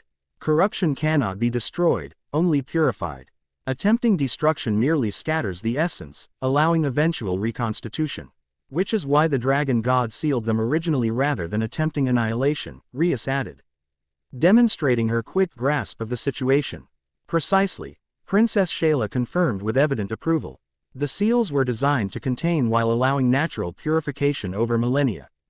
But that timeline has been accelerated, Issei continued the explanation. My awakening as Dragon God triggered countermeasures the orgs planned during their imprisonment. So in essence, Sears X summarized, we face an enemy specifically evolved to counter your divine power, coordinating attacks across multiple realms, with a disembodied master gathering strength for manifestation. That about covers it. Taylor nodded dryly. Challenging, the Satan observed with remarkable understatement. But not insurmountable. The devil world can mobilize significant resources. Combine Ed with the Animarium's knowledge and Issei's developing abilities. We stand a chance, Rias finished her brother's thought. But coordination is essential. Which brings us to governance questions, Sears X stated. Addressing Princess Shayla directly, the Animarium exists outside traditional supernatural jurisdiction. How do you propose managing joint operations? The princess considered carefully before responding. A council appropriate, representatives from devil leadership, the Animarium guardianship, and critically, Issei himself as the connecting factor. Acceptable in principle, Sears X nodded. Though implementation details require discussion. Throughout this exchange, Issei noticed Princess Shayla's growing fatigue despite her composed exterior. The energy expended, at the boundary marker combined with maintaining diplomatic poise was taking its toll. Perhaps we should continue this discussion after rest, he suggested, the Eagle's perspective allowing him to see beyond immediate political concerns to practical human needs. We've all expended significant energy today. Sears X studied him with newfound interest. Considerate and pragmatic. My sister spoke highly of your growth, Issei. But I see she may have understated matters. The dragon god always valued balanced action, Princess Shayla noted with quiet approval. Strength tempered by compassion. Then we shall reconvene tomorrow, Sears X agreed graciously. Graphia will return to the underworld to initiate preliminary preparations while I remain here as devil representative. Arrangements were quickly made for accommodating the devil delegation within the Animarium's ancient guest quarters. As the gathering dispersed, Issei found himself momentarily alone with Princess Shayla near the temple's central pool. You managed that situation admirably, she observed, allowing her formal demeanor to soften slightly. Diplomatic without being deferential. The Eagle's influence, I suspect. You noticed the new connection. The wild Zords leave their mark on those they choose, she explained. The lion gave you presence, the shark depth, and now the eagle perspective. Each builds upon the last.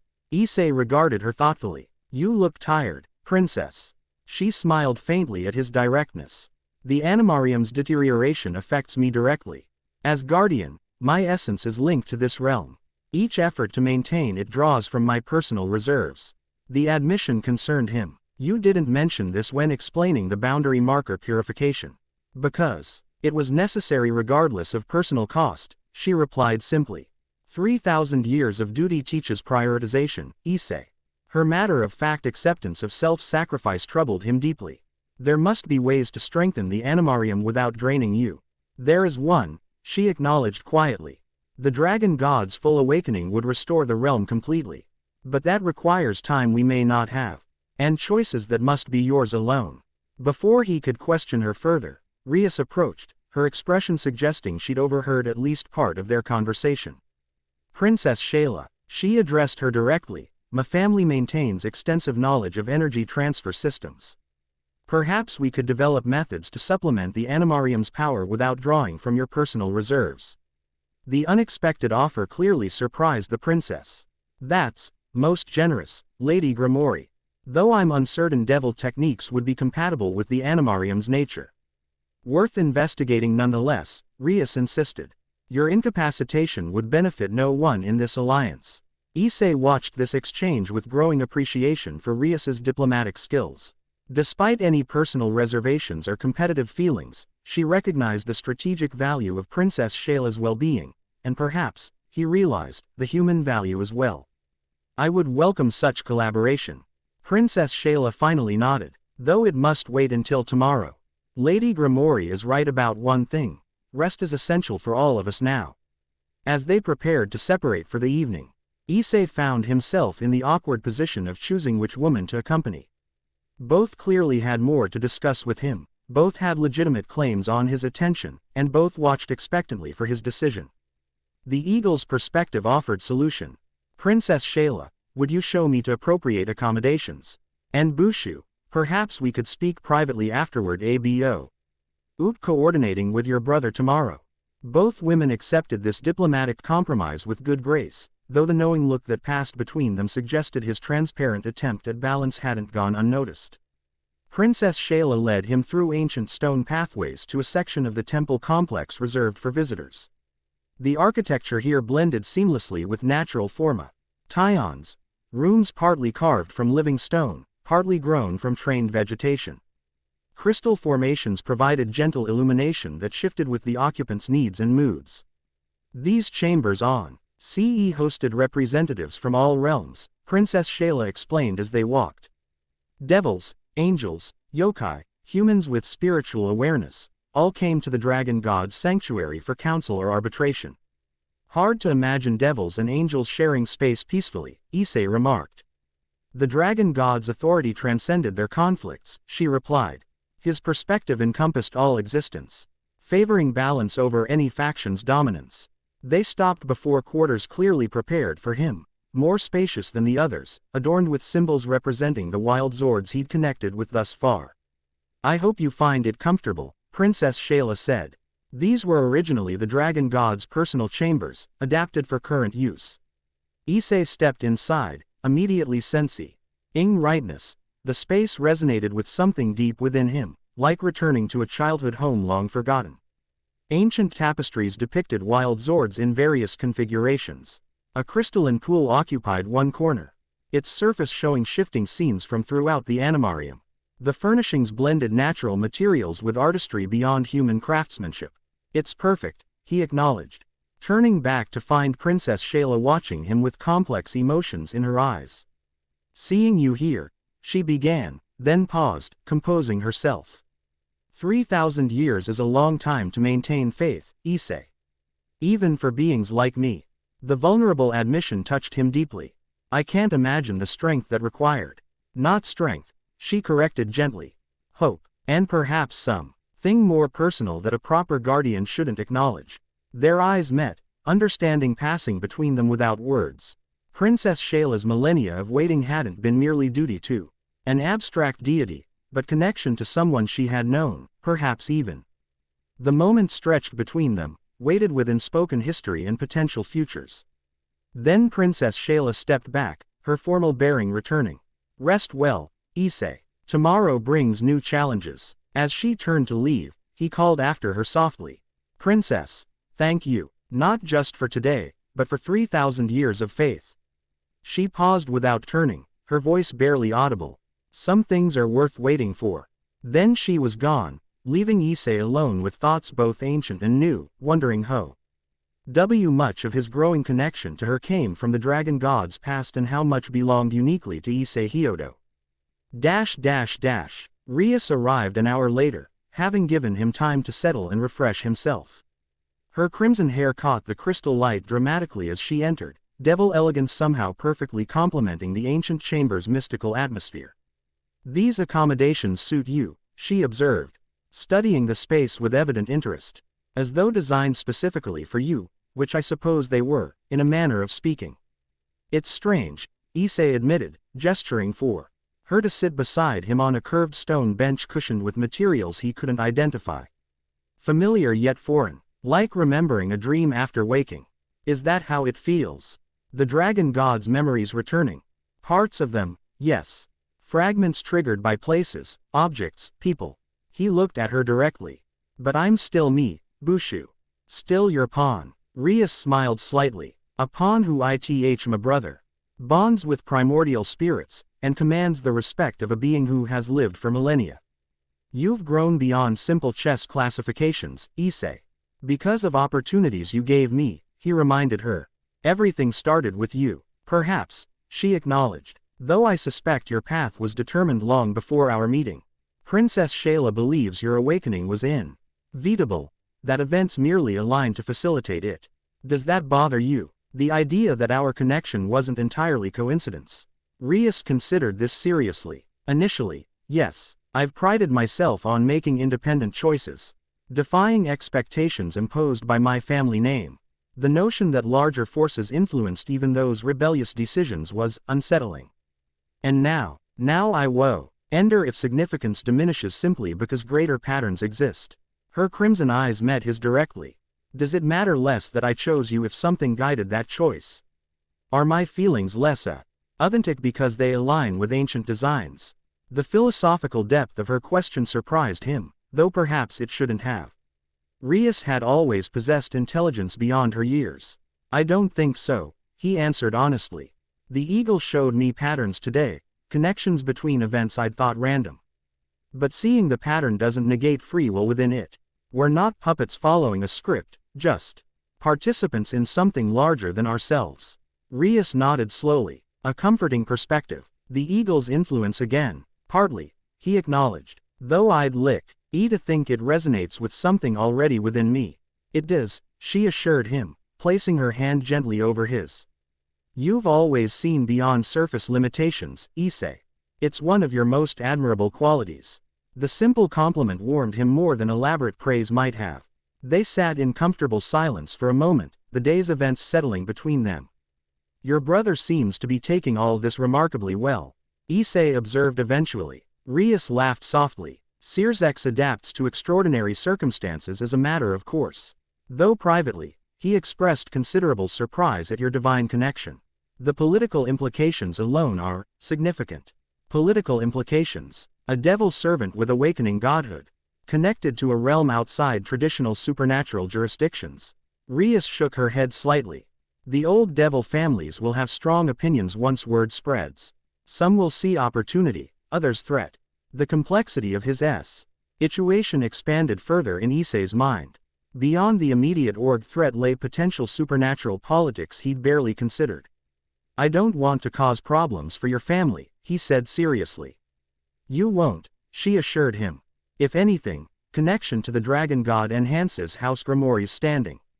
My brother will manage external perceptions while we focus on the immediate threat." Her confidence reassured him, though questions lingered about his evolving place in devil society. Before he could voice them, Rias shifted topics. "Princess Shayla's condition concerns me," she stated directly. "Her life force connection to the animarium creates dangerous vulnerability." "I noticed too," Issei nodded. "She downplays it, but the strain is evident. My family has experience with life force bonds through contract magic. We might adapt techniques to ease her burden." Rias hesitated before adding, "though I admit my concern isn't entirely altruistic." "Meaning, strategic alliance aside, it's clear she holds significant influence over your developing powers. Her incapacitation would hinder your awakening, leaving us disadvantaged against the orgs." Rias paused thoughtfully. "And perhaps, I find myself respecting her dedication, regardless of our complicated circumstances." The admission impressed Issei. Despite potential romantic rivalry, Rias demonstrated the PA City to recognize Princess Shayla's value both tactically and personally. You continue to surprise me, Bushu, he said warmly. In positive ways, I hope, she replied with a small smile. Always, he assured her. Their conversation continued, discussing practical matters of coordination with devil forces, integration of wild Zord knowledge with supernatural defenses, and strategies for locating additional org infiltration points. Throughout their discussion, Issei felt the natural harmony they'd always shared deepening into something more equal, devil master and servant evolving toward partnership. As evening deepened and Rias eventually prepared to retire to her own quarters, she paused at the doorway, her expression turning serious. Issei, whatever you ultimately become, God, devil, or something unprecedented, know that my faith in you remains absolute. Not because of divine potential, but because of who you've proven yourself to be through choices and actions. The simple declaration meant more than elaborate pledges might have. Thank you, Bushu. That means everything to me. After she departed, Issei stood at the crystal pool in his quarters, watching scenes from throughout the animarium. Wild Zords roaming their territories, ancient trees swaying in mystical breezes, boundary markers pulsing with renewed energy. Somewhere within this realm, Princess Shayla continued her eternal vigilance despite exhaustion. Elsewhere, Rias coordinated with her brother, balancing devil politics with unprecedented alliance. Two extraordinary women from different worlds, both connected to him through circumstances beyond simple chance. As he contemplated their distinct strengths and what each represented, Issei recognized that the path forward required not choosing between them, but honoring what each brought to his evolving identity. The dragon god might have created the animarium, but Issei Hyodo would determine its future, and his own, through choices made not as deity or servant, but as someone becoming something unique in all existence.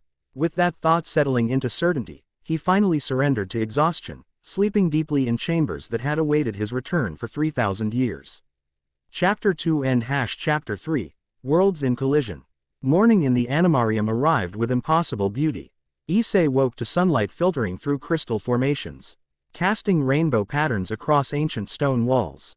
For a moment, he lay still, absorbing the strange dichotomy of his existence, the ordinary high school student who had become a devil now awakening in chambers designed for a god.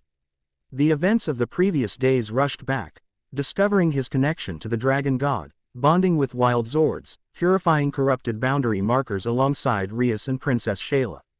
Reality had fundamentally shifted, yet something within him remained steadfastly Issei Hyodo. Rising from the peculiar but remarkably comfortable bed, crafted from materia that adapted perfectly to his body, Issei approached the crystalline pool occupying one corner of his chambers. Its surface no longer showed scenes from throughout the animarium but instead reflected his own image with startling clarity. He barely recognized himself. Something had changed beyond physical appearance, an indefinable quality in his eyes, a subtle shift in how he carried himself. Awakening divinity within altered him in ways both obvious and imperceptible. Who are you becoming? He asked his reflection quietly. The pool's surface rippled in response, briefly showing three overlapping images: the human student he had been, the devil he had become, and something else, a majestic draconic form radiating golden light. Not separate identities but aspects of a singular, evolving being. A knock at his chamber entrance interrupted this moment of reflection. Enter, he called, turning from the pool. Princess Shayla stepped inside, her white gown somehow immaculate despite yesterday's exertions. She carried a tray holding what appeared to be breakfast, fruits and bread unlike any Issei had seen in the Huma crystal carafe containing luminescent liquid. You're awake, she observed with quiet approval. I thought you might appreciate sustenance before today's proceedings. The thoughtfulness of the gesture touched him. You didn't need to serve me personally. Cons. Either it practical rather than deferential, she replied with a small smile. The animarium's nourishment differs from what you're accustomed to. Some guidance may prove helpful.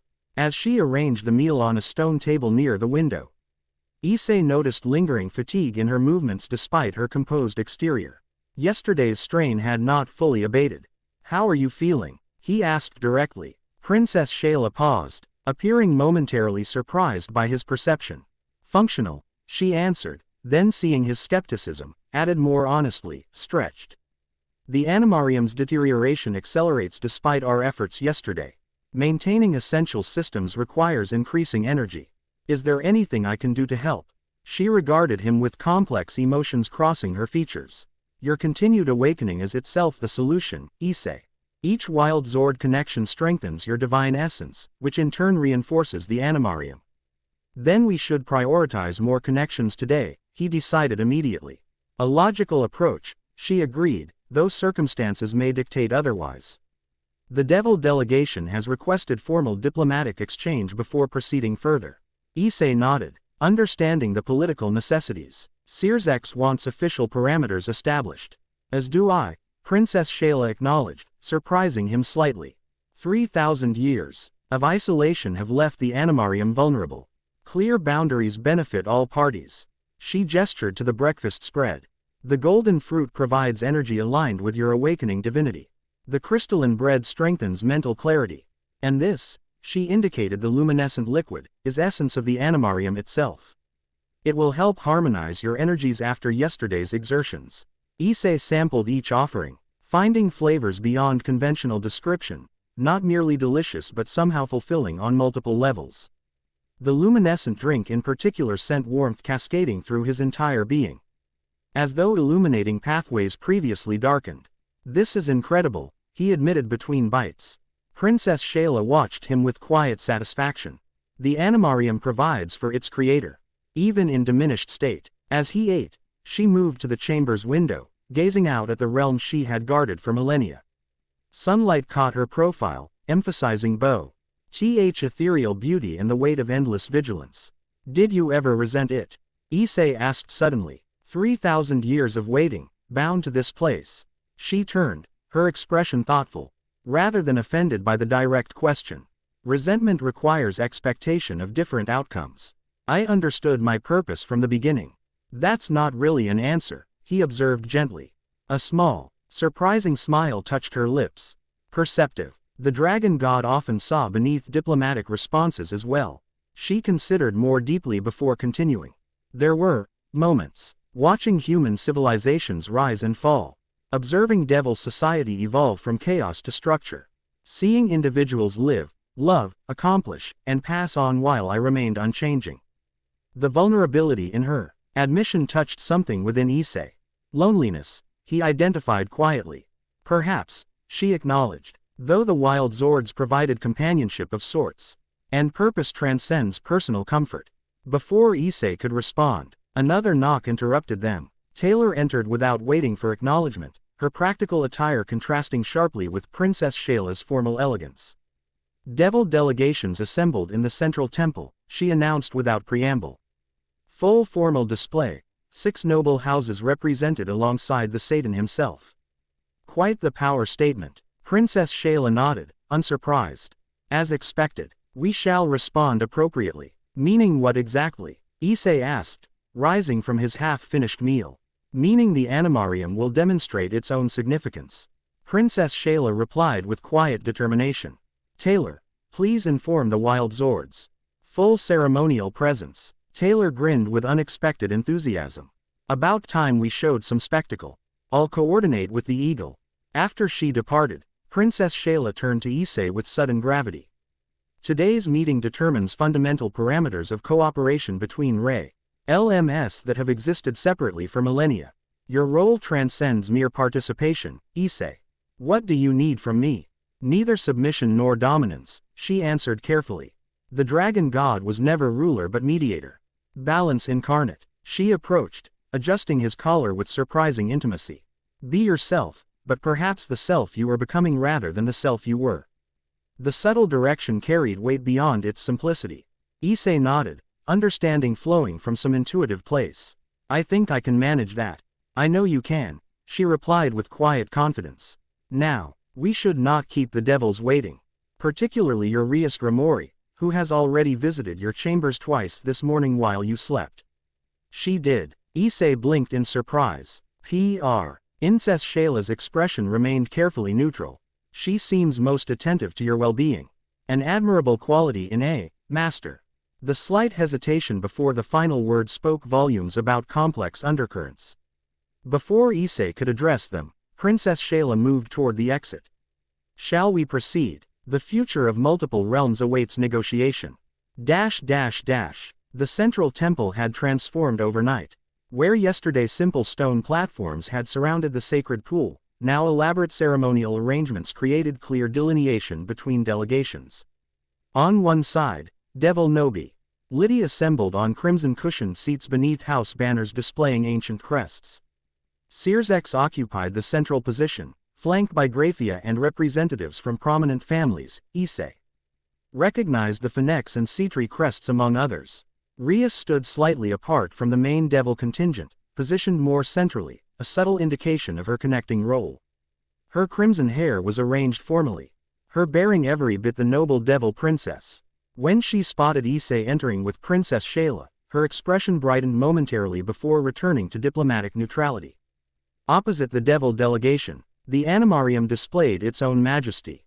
Massive crystalline formations had emerged from the temple floor, creating natural thrones that caught and refracted light in mesmerizing patterns. Taylor stood beside one formation, the yellow eagle wild Zord perched impossibly on a crystal spire overhead. Other wild Zords positioned themselves strategically throughout the temple, the blue shark visible in the sacred pool, the black bison and white tiger flanking the main approach. And dominating the arrangement, the red lion reclined regally beside the largest cries. Tall formation clearly intended for Princess Shayla.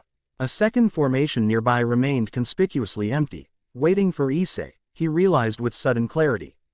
As they approached, the assembled wild Zords acknowledged Issei with respective gestures, the eagle's wings extending briefly, the shark breaching the pool's surface, the bison and tiger bowing massive heads. The red lion rose to greet him directly, padding forward to touch its forehead to Issei's chest in a gesture of respect that resonated through their bond. The devil delegation watched this display with expressions ranging from calculation to undisguised awe. Even Sears, master of diplomatic composure, appeared genuinely impressed by the wild Zords' presence. Princess Shayla took her position with fluid grace, her white gown capturing and reflecting the crystal light dramatically. She gestured for Issei to occupy her, not subordinate but equal, partner rather than subject. The symbolism wasn't lost on anyone present. Murrs rippled through the devil representatives as Issei took his place, the crystal throne adjusting subtly to accommodate him, responding to his essence. Sears rose, his power controlled but palpable as he addressed the gathering. We convene under unprecedented circumstances. The emergence of org corruption within devil territories coinciding with the awakening of the dragon god's essence requires cooperation beyond traditional boundaries.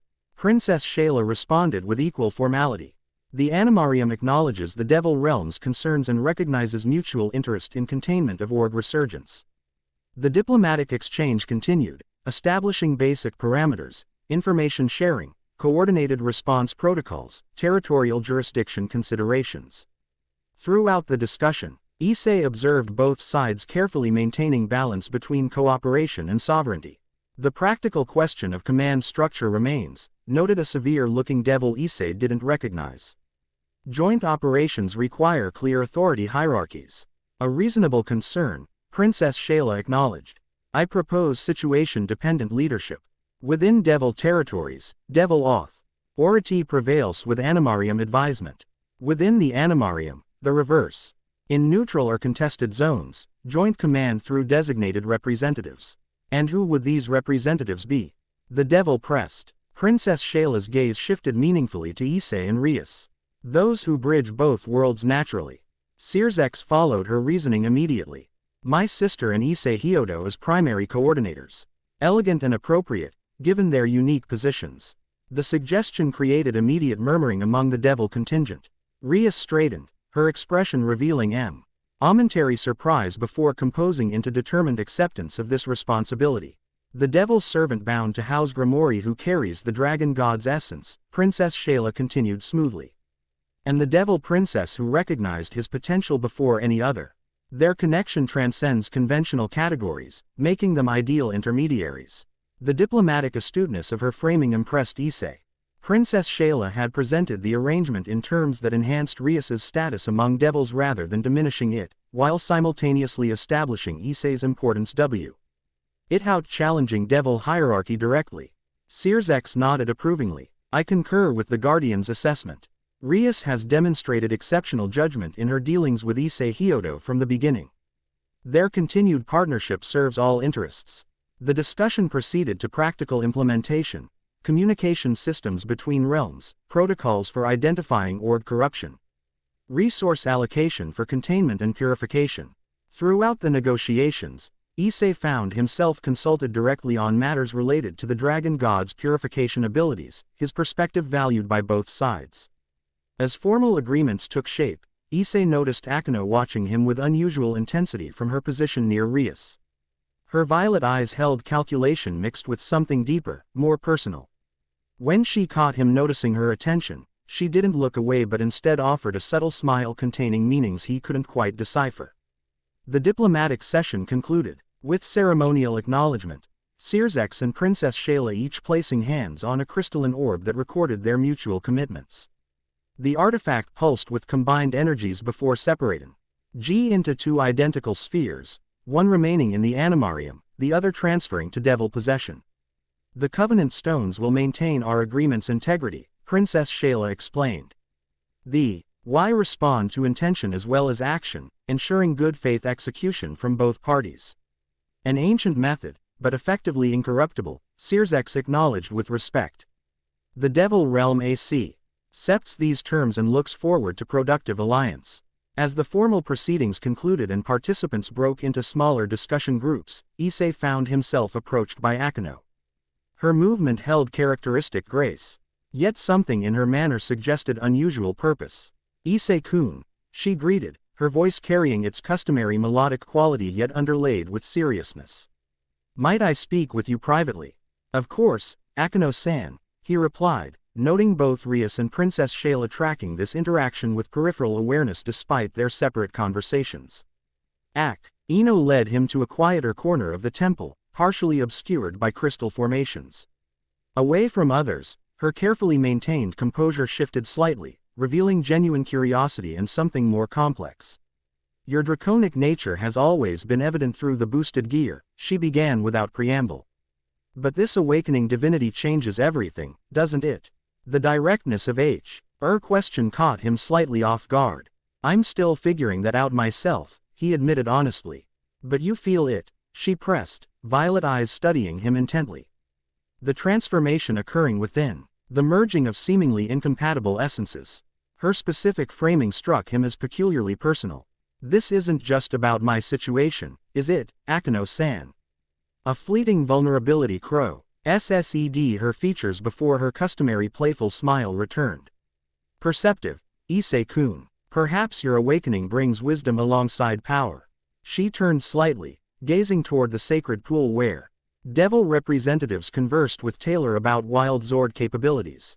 You know of my mixed heritage, devil and fallen angel, elements that traditionally oppose yet coexist within me. Understanding dawned. You see parallels with my situation. More than parallels, she confirmed quietly. Potential insight. You're integrating devil essence with divine dragon nature, historically incompatible. Energies finding harmony within one being. The genuine hope underlying her interest touched him deeply. Akeno rarely revealed her insecurities regarding her dual nature, maintaining careful composure even among friends. I don't have answers yet, Issei acknowledged. But I'm discovering that supposedly incompatible elements can strengthen rather than weaken each other. The devil power Bushu gave me doesn't diminish my connection to the wild Zords, it provides different perspectives, additional capabilities. Integration rather than dominance of one aspect over another, Akeno mused, outfulness replacing her usual teasing demeanor. That possibility interests me greatly. Before Issei could respond, Rias approached, her expression neutral but posture suggesting curiosity about their private conversation. Akeno, Issei, she greeted them. Sears has requested our presence. The next phase of cooperation requires specific planning. Akeno composed herself immediately, the momentary vulnerability vanishing behind her vice president persona. Of course, Bushu, we were just discussing the theoretical implications of Issei's unique energetic composition. A fascinating topic, I'm sure. Rias replied with the faintest hint of knowing skepticism. Perhaps one to revisit when existential threats aren't actively advancing. Akino's melodic laugh contained both acknowledgement and deflection. Always practical, Bushu, a quality we cherish. As they rejoined the main gathering, Issei found himself positioned literally between worlds, devil representatives on one side discussing tactical applications of supernatural resources, Animarium guardians on the other detailing wild Zord capabilities and org vulnerabilities. The symbolic placement wasn't lost on him, nor on those watching. Princess Shayla approached as discussions intensified around resource allocation.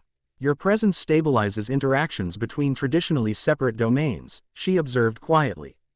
A natural mediator's gift, or NGS fully to neither side, Issei replied with unexpected candor. Her expression softened momentarily. Perhaps that's precisely what both sides need, someone who understands multiple perspectives without complete allegiance to any single tradition. Before he could explore this insight further, Sears called for the group's attention, his expression suggesting new developments. Intelligence from the underworld confirms increasing org activity near key devil territories, he announced gravely.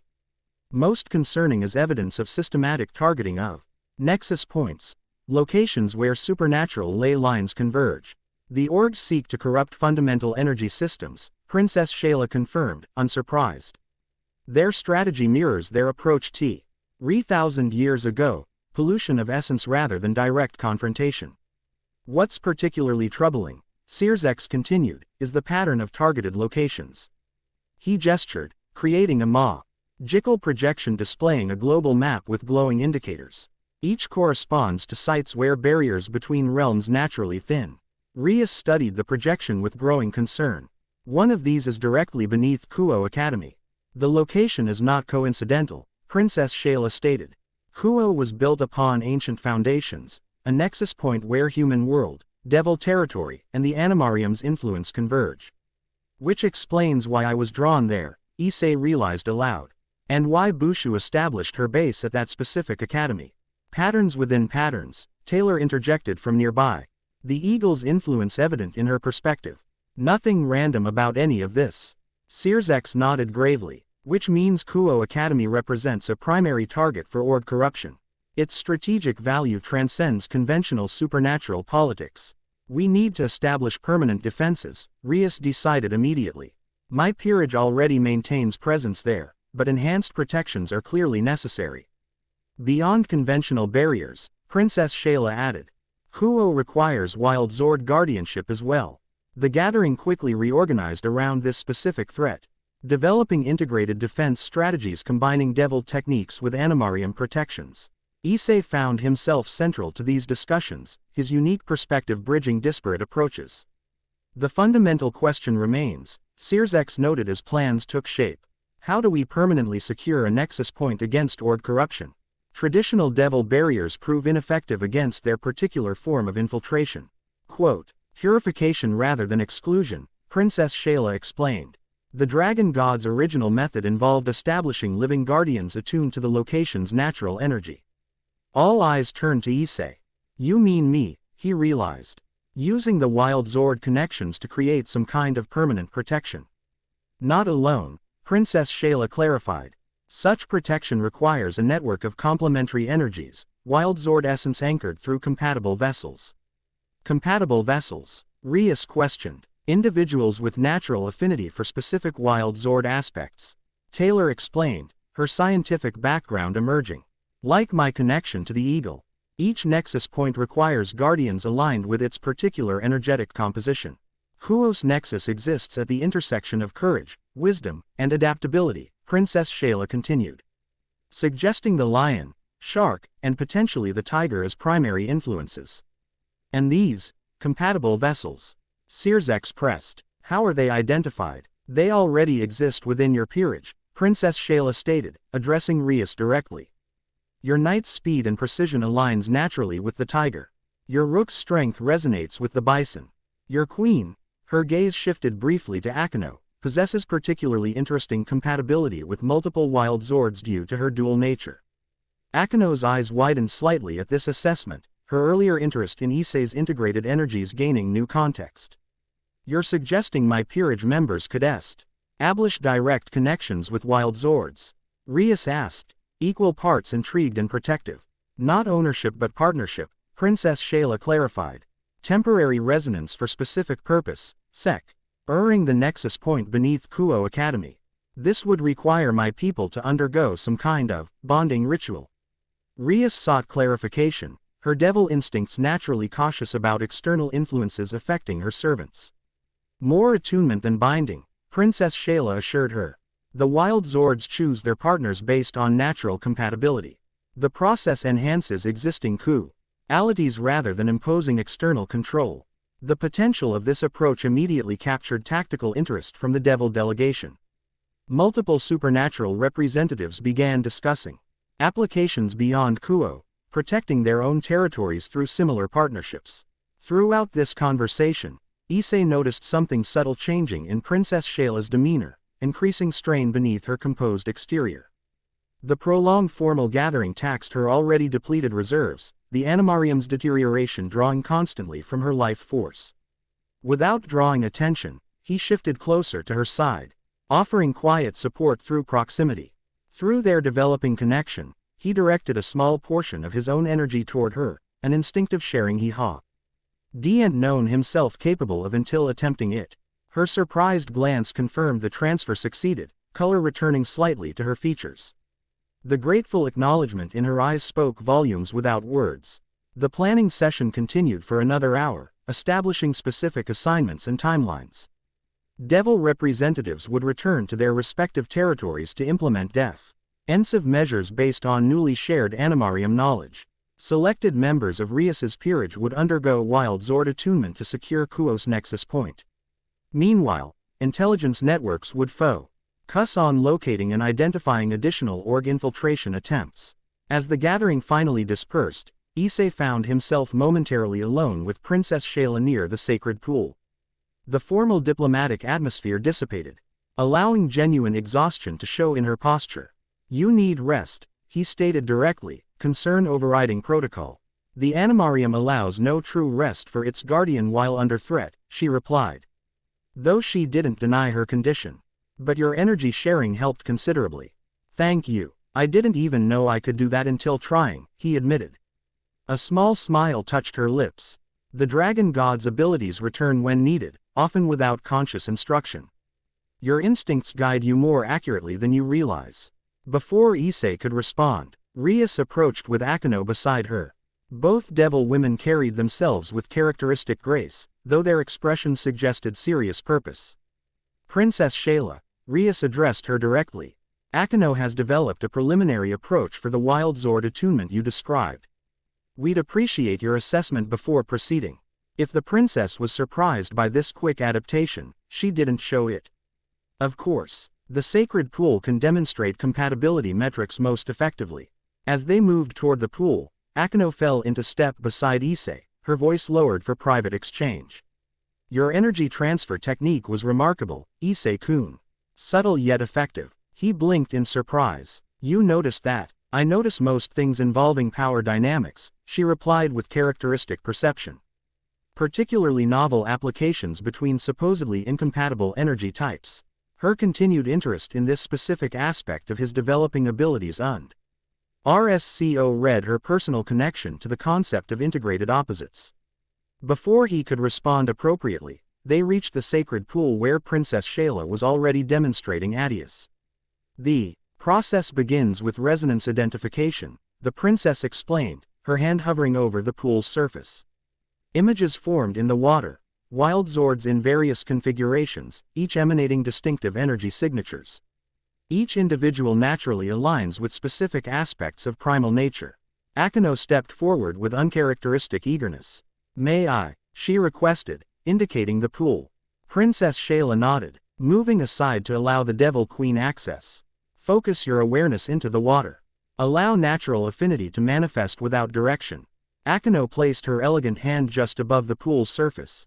Her expression composed but eyes revealing intense curiosity. The water responded immediately, shifting and swirling beneath her influence. Multiple images formed simultaneously, the eagle's freedom, the tiger's precision, and surprisingly, the shark's adaptability all manifesting with nearly equal prominence. Fascinating, Princess Shayla observed, genuine interest overcoming her fatigue. Your dual nature creates multiple compatible resonances. Fallen angel aspect aligns with aerial wild Zords, devil essence with predatory forms, and your integrated identity with adaptable types. Akano withdrew her hand, satisfaction evident in her expression. Multiple potentials rather than limitation to a single form. How appropriate. The meaningful glance she directed toward Issei confirmed her personal connection to this discovery, vindication that dual nature could represent advantage rather than deficiency. Hiba and Kaneko should undergo similar assessment, Rias suggested, clearly intrigued by the possibilities this approach offered her peerage. Along with Asia, whose healing abilities might provide unique resonance patterns. A logical progression, Princess Shayla agreed. Though the actual attunement requires visiting specific wild Zord territories within the Animarium. Each spirit must accept partnership directly rather than through proxy. Hitch means bringing my entire peerage here, Rias concluded. How soon can that be arranged? Before Princess Shayla could respond, a disturbance rippled through the temple atmosphere. The wild Zords still present, the red lion, blue shark, and yellow eagle, simultaneously tensed, their attention directed toward the Animarium's distant boundaries. Something approaches, Princess Shayla stated, alarm cutting through her exhaustion. Something that shouldn't exist within the Animarium's protected domain. Taylor rushed toward them from across the temple, her expression grim. Perimeter breach detected. Eastern boundary marker shows similar corruption signature to yesterday's infiltration attempt, but stronger, more concentrated. How is that possible? Rias demanded. The purification yesterday should have reinforced those boundaries. Unless the corruption evolved in response, Issei suggested, instinctive knowledge surfacing. Adapted to our specific countermeasures. A concerning possibility, Princess Shayla acknowledged, already moving toward the temple's eastern exit. We must investigate immediately. The red lion bounded forward, positioning itself beside Issei with clear invitation. Through their bond, he sensed urgent purpose. The breach represented not merely violation but calculated intrusion.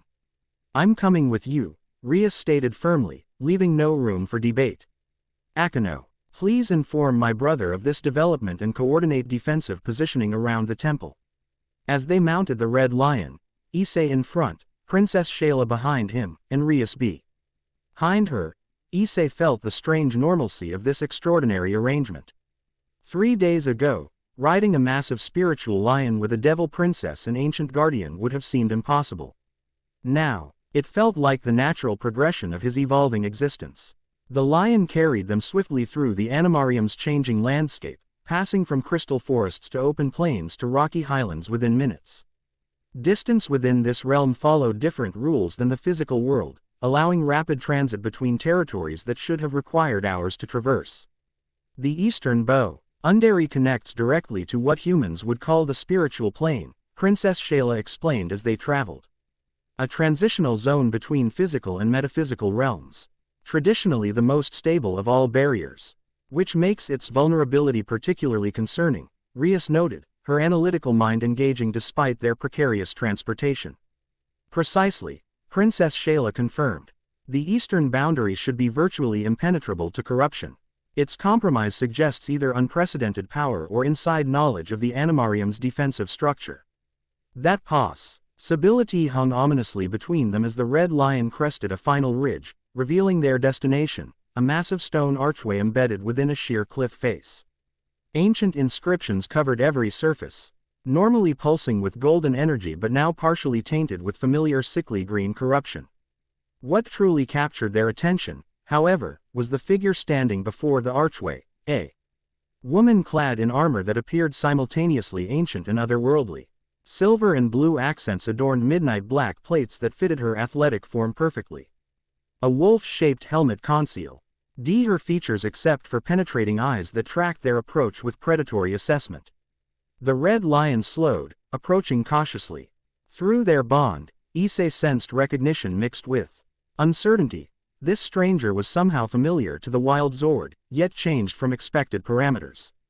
Princess Shayla gasped softly as they drew nearer, her body tensing.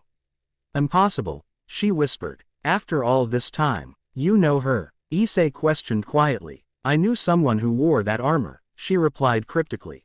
Millennia ago. They dismounted several yards from the mysterious figure, who remained motionless, watching their approach with unnerving intensity. Up close, Issei noticed additional details: a crescent moon emblem on the armor's breastplate, wolf-like accents throughout the design, and most strikingly, a distinctive weapon at her side resembling a curved blade attached to what might be a musical instrument. The wolf warrior returns, Princess Shayla addressed the armored figure directly, her voice carrying complex emotions. Though changed from what legends described. Legends often simplify complicated truths, Guardian. The warrior's voice emerged slightly distorted through her helmet, yet unmistakably feminine. As you well know, with deliberate movements, she removed her helmet, revealing features that struck Issei as paradoxically timeless. A woman appearing perhaps in her late 20s, with striking silver blue eyes and dark hair cut practically at shoulder length. Her expression conveyed weariness beyond her apparent age, knowledge beyond normal experience. My name is Merrick, she introduced herself, eyes fixing on Issei with particular intensity. Last of the ancient guardians who served the original dragon god. And you? Her gaze narrowed assessingly. Carry his essence but not his memory. Interesting. You served the dragon god? Issei questioned, surprised by this direct connection to his previous existence. I served. I failed. I was imprisoned. I was released, she replied with clipped efficiency. The abbreviated history matters less than current circumstances. The org corruption spreads faster than anticipated. Multiple boundaries weaken simultaneously. The lunar wolf sensed the disruption and guided me here. The lunar wolf? Rias inquired, her devil senses clearly detecting unusual energy from this stranger. In response, a massive wolf materialized beside Merrick, silver blue energy coalescing into physical form. Unlike the other wild Zords Issei had encountered, this one carried a distinctly lunar quality. Its essence seeming partly physical, partly ethereal, as though existing between states of being. My partner for Merrick explained with unexpected softness touching her otherwise stern demeanor. Though partnership poorly describes an existence where boundaries between beings blur beyond recognition. Princess Shayla approached cautiously, studying Merrick with evident confusion. The historical records describe the wolf warrior differently. A male guardian corrupted by org essence, sealed away until purification could be achieved. History written by victors rarely captures nuance. Merrick replied with subtle bitterness. Gender matters less than function, princess. The wolf warrior serves as counterbalance to your role, darkness to your light, pragmatism to your idealism. That essential opposition transcends mundane details like biological configuration. The cryptic explanation raised more questions than it answered, but Issei sensed immediate concerns took precedence over historical mysteries. You mentioned accelerated corruption. What exactly have you observed? Merrick's expression shifted to tactical focus, appreciating the practical question. 6 bone. Dairy markers show identical corruption patterns emerging simultaneously. Coordinated rather than opportunistic. The eastern gate, she gestured to the archway behind her, represents their most successful penetration thus far. Why come directly to us rather than approaching the temple? Rias questioned, her devil instincts naturally suspicious of convenient appearances. Politics holds no interest for me, devil princess. Merrick replied bluntly, my obligation remains to the boundaries themselves, not those who discuss them in comfortable chambers. Despite her abrasive manner, Issei sensed no deception from the warrior. Only impatient purpose. Through his connection with the Red Lion, he detected complex history between the lion and wolf, respect mingled with ancient disagreement, partnership tempered by philosophical difference. The corruption pattern, Princess Shayla redirected focus to the immediate threat, approaching the boundary archway carefully. It differs from yesterday's infiltration. More deliberate, intelligent rather than instinctive, Merrick confirmed, following her gaze. The master org entity regains cognitive function, directing rather than merely influencing corruption spread. The implications chilled Issei. Yesterday's threats had seemed primarily physical, corruption requiring purification. An intelligent adversary coordinating global infiltration represented far greater danger. Can we purify this boundary as we did yesterday's markers? He asked, already approaching the corruption cautiously. Not through identical methods, Merrick warned. This corruption anticipates your specific energy signature. Direct contact would likely trigger countermeasures designed to infect rather than retreat. How could it adapt so precisely to energy it's barely encountered? Rias questioned skeptically. Because it remembers, Princess Shayla realized, her expression grave. The Master Org entity faced the Dragon God before. Its imprisonment provided millennia to analyze and develop counters to specific purification methods. Precisely, Merrick nodded, which necessitates adaptation on our part as well. The lunar wolf moved forward, positioning itself opposite the red lion before the corrupted archway. Through subtle gestures and unspoken communication, Merrick directed her wild Zord into complementary position with Issei's. Solar and lunar energies combined create purification beyond simple opposition, she explained.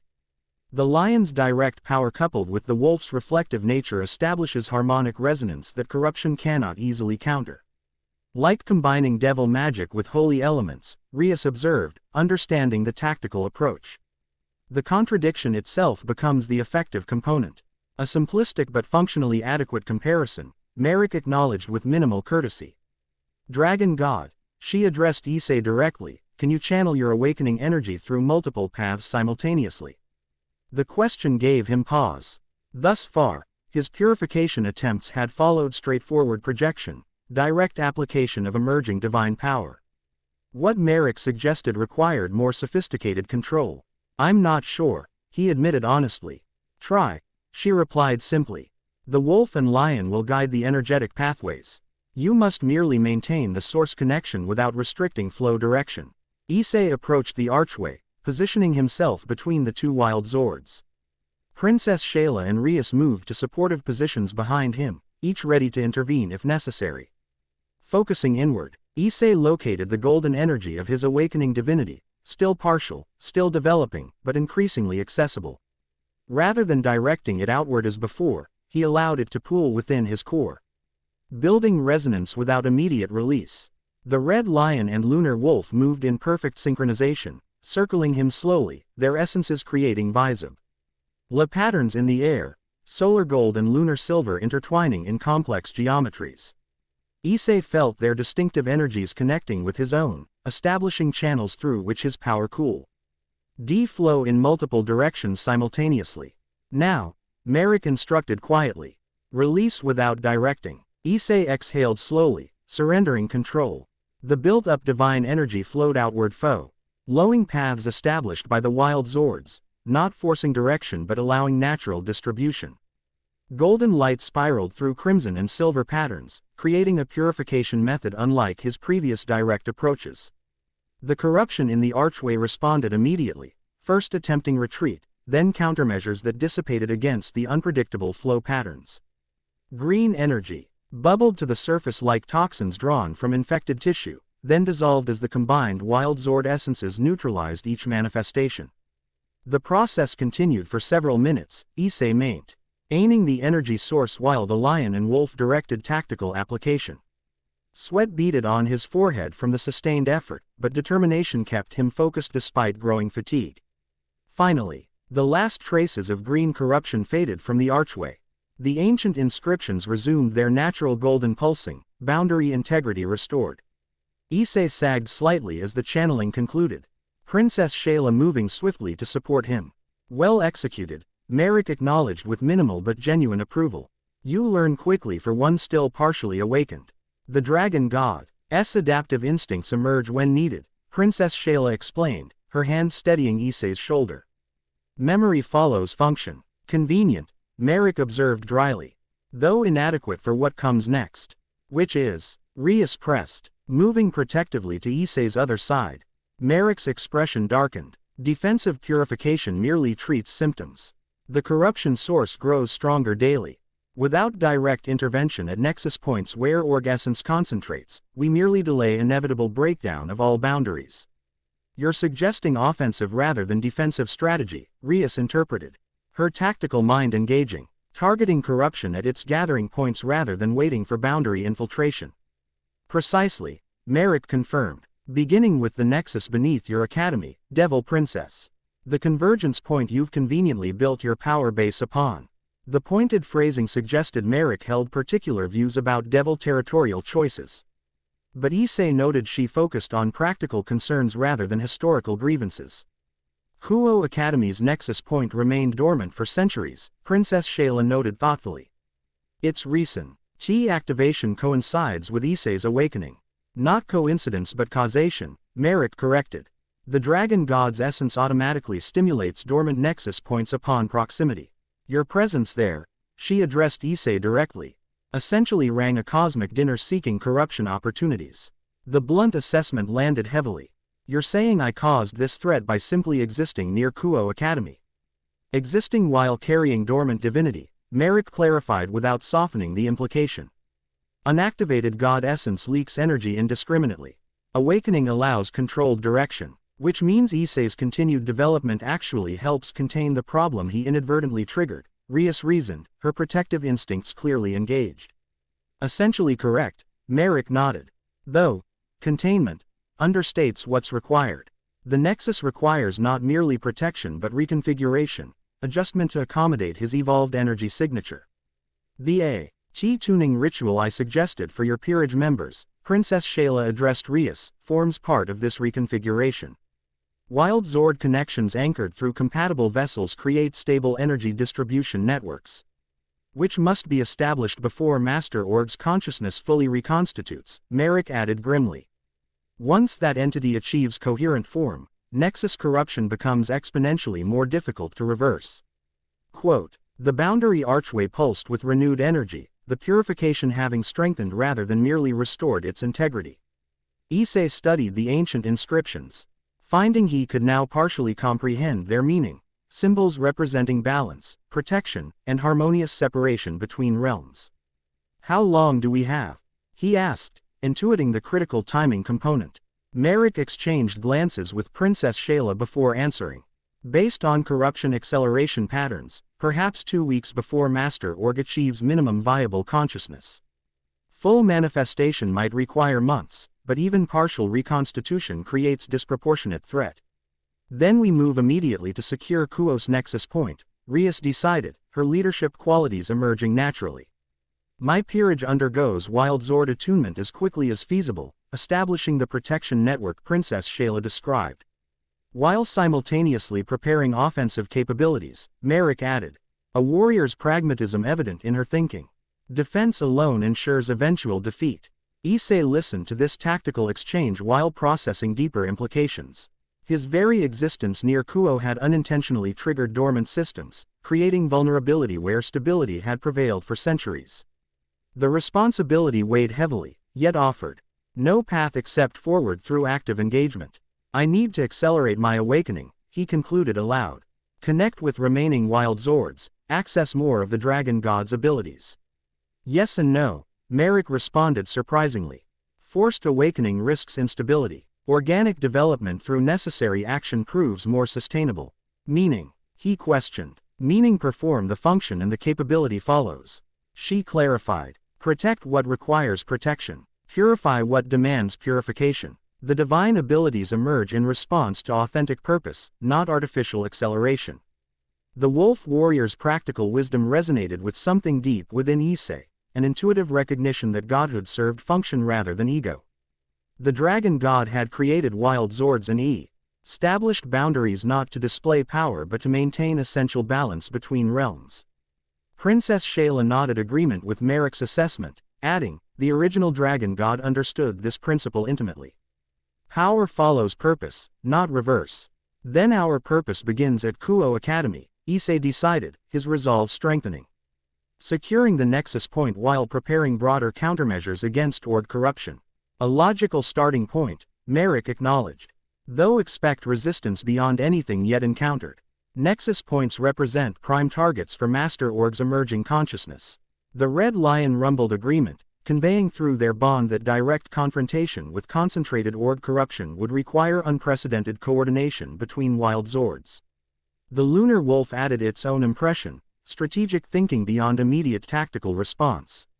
As they prepared to return to the temple and organize their approach, Merrick surprised them by extending her hand toward Issei. The Wolf Warrior traditionally maintained distance from the Dragon God while serving shared purpose.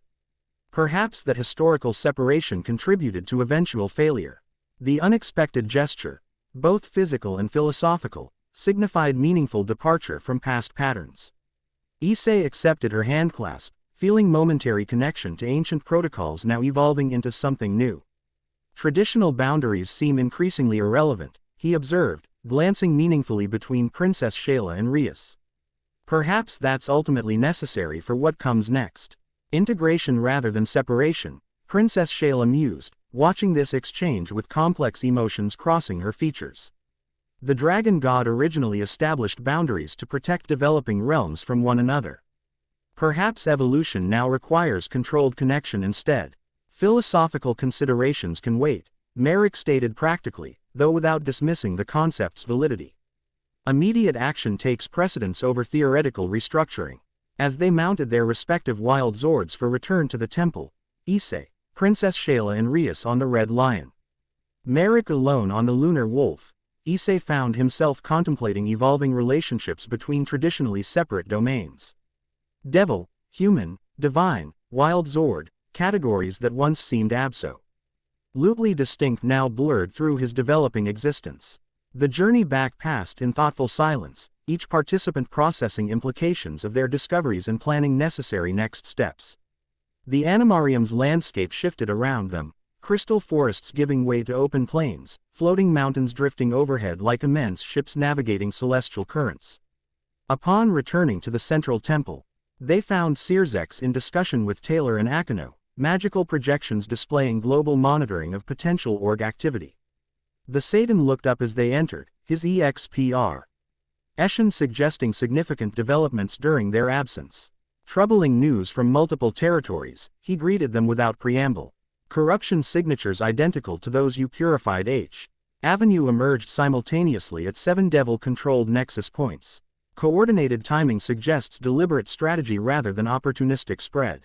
Confirms our eastern boundary findings, Merrick stated, removing her helmet as she approached the gathering. Her appearance drew curious glances from those who hadn't yet encountered her, but urgent matters superseded introductions. The Wolf Warrior, Searzex identified with evident surprise.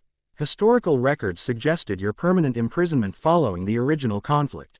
Historical records contain convenient narratives rather than complete truths. Merrick replied with characteristic directness. Imprisonment, purification, and eventual release occurred. Details matter less than current utility. Searzex accepted this with diplomatic grace.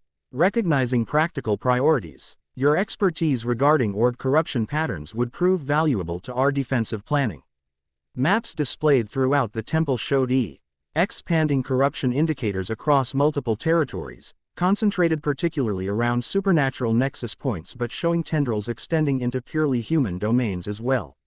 They're establishing corruption networks, Taylor observed, the Eagle's perspective evident in her analysis. Not just individual infiltration points but interconnected systems. Like mycelium networks beneath forest floors. Using existing ley lines as transmission pathways, Princess Shayla confirmed, studying the patterns with growing concern. Precisely how the original org invasion spread 3,000 years ago. Which proved till the dragon god's intervention, Merrick added grimly. A scenario we cannot afford to repeat exactly. All eyes turned to Issei, the implicit expectation clear yet daunting. His partial awakening offered hope but remained incomplete compared to the fully manifested power that had originally contained the org threat. I'm not there yet, he acknowledged honestly. But working with everyone here, maybe we don't need exact repetition of history. Maybe we create something new. Integration of approaches rather than reliance on singular power, Rias supported immediately. Devil techniques, wild Zord connections, and awakening divinity combined might achieve what no single method could independently. A theoretically sound approach, Searzex acknowledged. Our practical implementation requires unprecedented coordination between traditionally separate domains. Beginning with Kuo Academy's nexus point, Issei stated with growing certainty. We establish the model there. Then expand to additional locations if successful. The gathering quickly organized around this central objective, securing Kuo's nexus through combined methodologies. Devil Reaper. Essentatives would prepare conventional magical barriers while Animarium knowledge-guided placement and configuration. Rias's peerage would undergo wild Zord attunement to create living anchors for protection networks. Issei would provide the connecting element between these approaches, his developing abilities serving as catalyst for integrated defense. As tactical planning intensified, Issei Fu ND himself momentarily separate from the main discussion, observing the unprecedented cooperation developing between traditionally isolated domains. Devil nobility conversed with wild Zord guardians about energy harmonization techniques. Taylor shared scientific perspective on corruption patterns with Akano, whose understanding of lightning channeling offered novel purification approaches. Even Merrick, despite her naturally reserved demeanor, engaged in detailed tactical exchange with Searsex regarding historical org vulnerabilities. Princess Shayla approached where he stood watching this integration unfold. Remarkable, isn't it? Cooperation between realms that have existed in separation for millennia. Because necessity forces innovation, he observed. Survival transcends traditional boundaries. Perhaps, she acknowledged. Though I wonder if the dragon god foresaw this possibility, that separation itself would eventually become vulnerability rather than protection. The perspective struck Issei as profoundly insightful. You think I knew this would happen eventually. That boundaries would need to evolve toward controlled connection. The dragon god played the long game, as humans might say. She replied thoughtfully. 3,000 years represents significant investment in particular outcomes. Perhaps complete isolation between realms was never the final goal. Merely developmental necessity until maturity allowed healthier interaction. The concept resonated deeply with something Issei couldn't quite articulate, an intuitive recognition that felt simultaneously new and ancient. Before he could explore this further, Rias approached, her expression suggesting finalized plans requiring his attention. We're ready to proceed with the Kuo Nexus approach, she informed them. My brother has arranged transportation back to the human world for an advance team, you, me, Akano, and Princess Shayla, with Merrick joining independently. The rest of my peerage will prepare at the academy while remaining members undergo Wild Zord attunement here. The Red Lion and Lunar Wolf will accompany us directly, Princess Shayla added. Their specific energies prov. Essential for the initial Nexus assessment. Issei nodded agreement with this approach, though practical questions emerged. How exactly do we explain giant spiritual animals appearing at a high school? Even in Kuo, that seems likely to attract unwanted attention. The wild Zords can maintain spiritual form invisible to conventional perception, Princess Shayla explained. Only those with supernatural awareness would detect their presence. And for those individuals, my brother has arranged appropriate memory modification protocols, Rias added pragmatically. Sona's student council WILL assist with containment of potential witnesses. The comprehensive planning impressed Issei, though the scale of their undertaking remained daunting. Securing a single nexus point represented merely the beginning of a global response to org resurgence. As preparations finalized for immediate departure to Kuo Academy, Merrick approached Issei directly, her expression serious but not unkind. The burden of expectation weighs heavily, she observed with unexpected perception. Everyone looking to the awakening God for salvation, while you still struggle to understand your evolving nature. The direct acknowledgement of his internal conflict surprised him.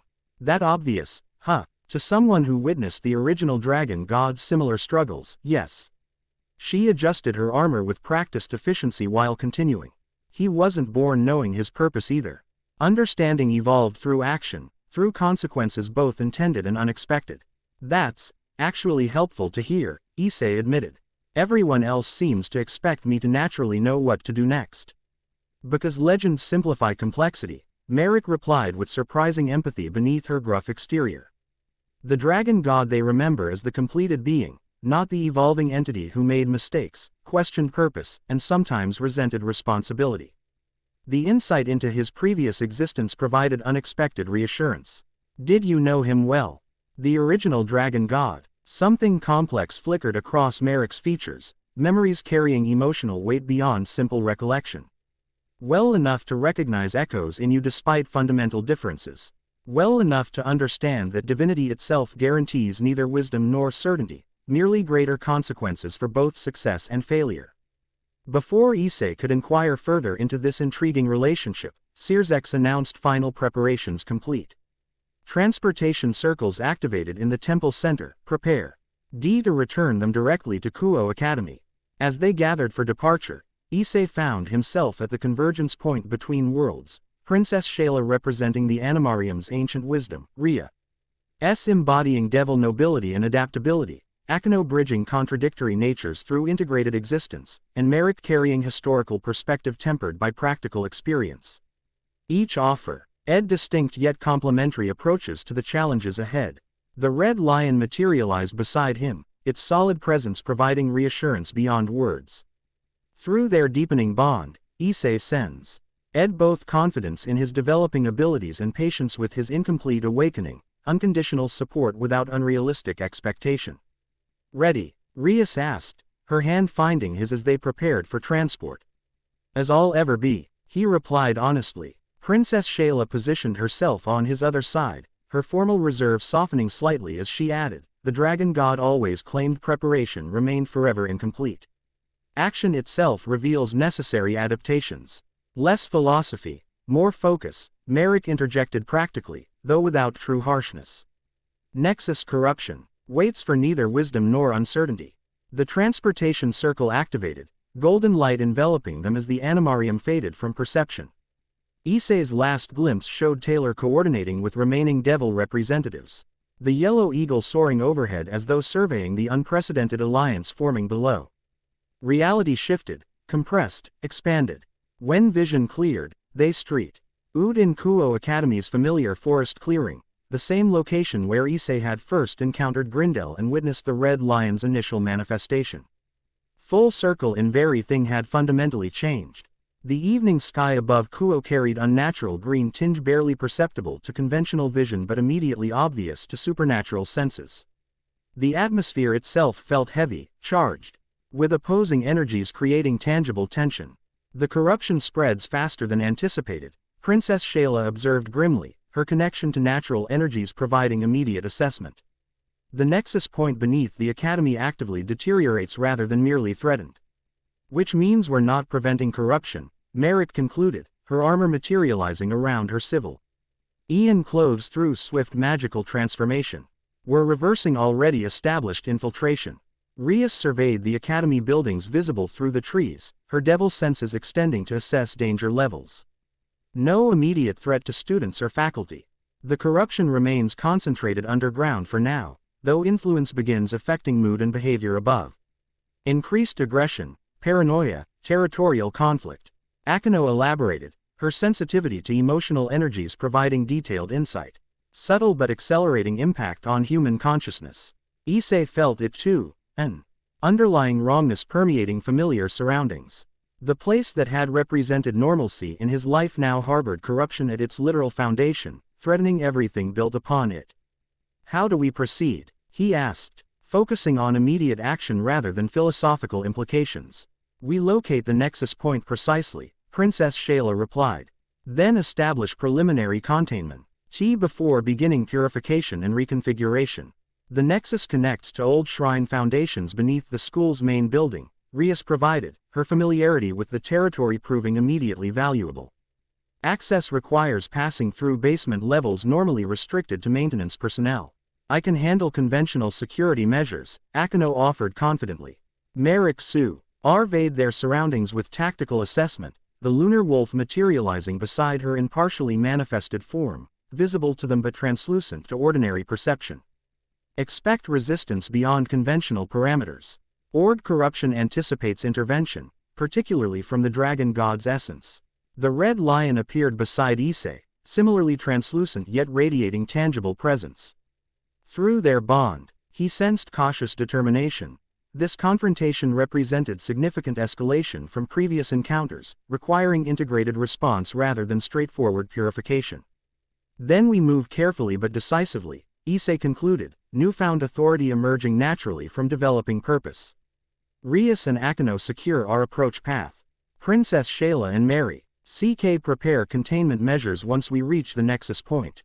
I'll focus on maintaining connection with both wild Zords for when purification becomes necessary.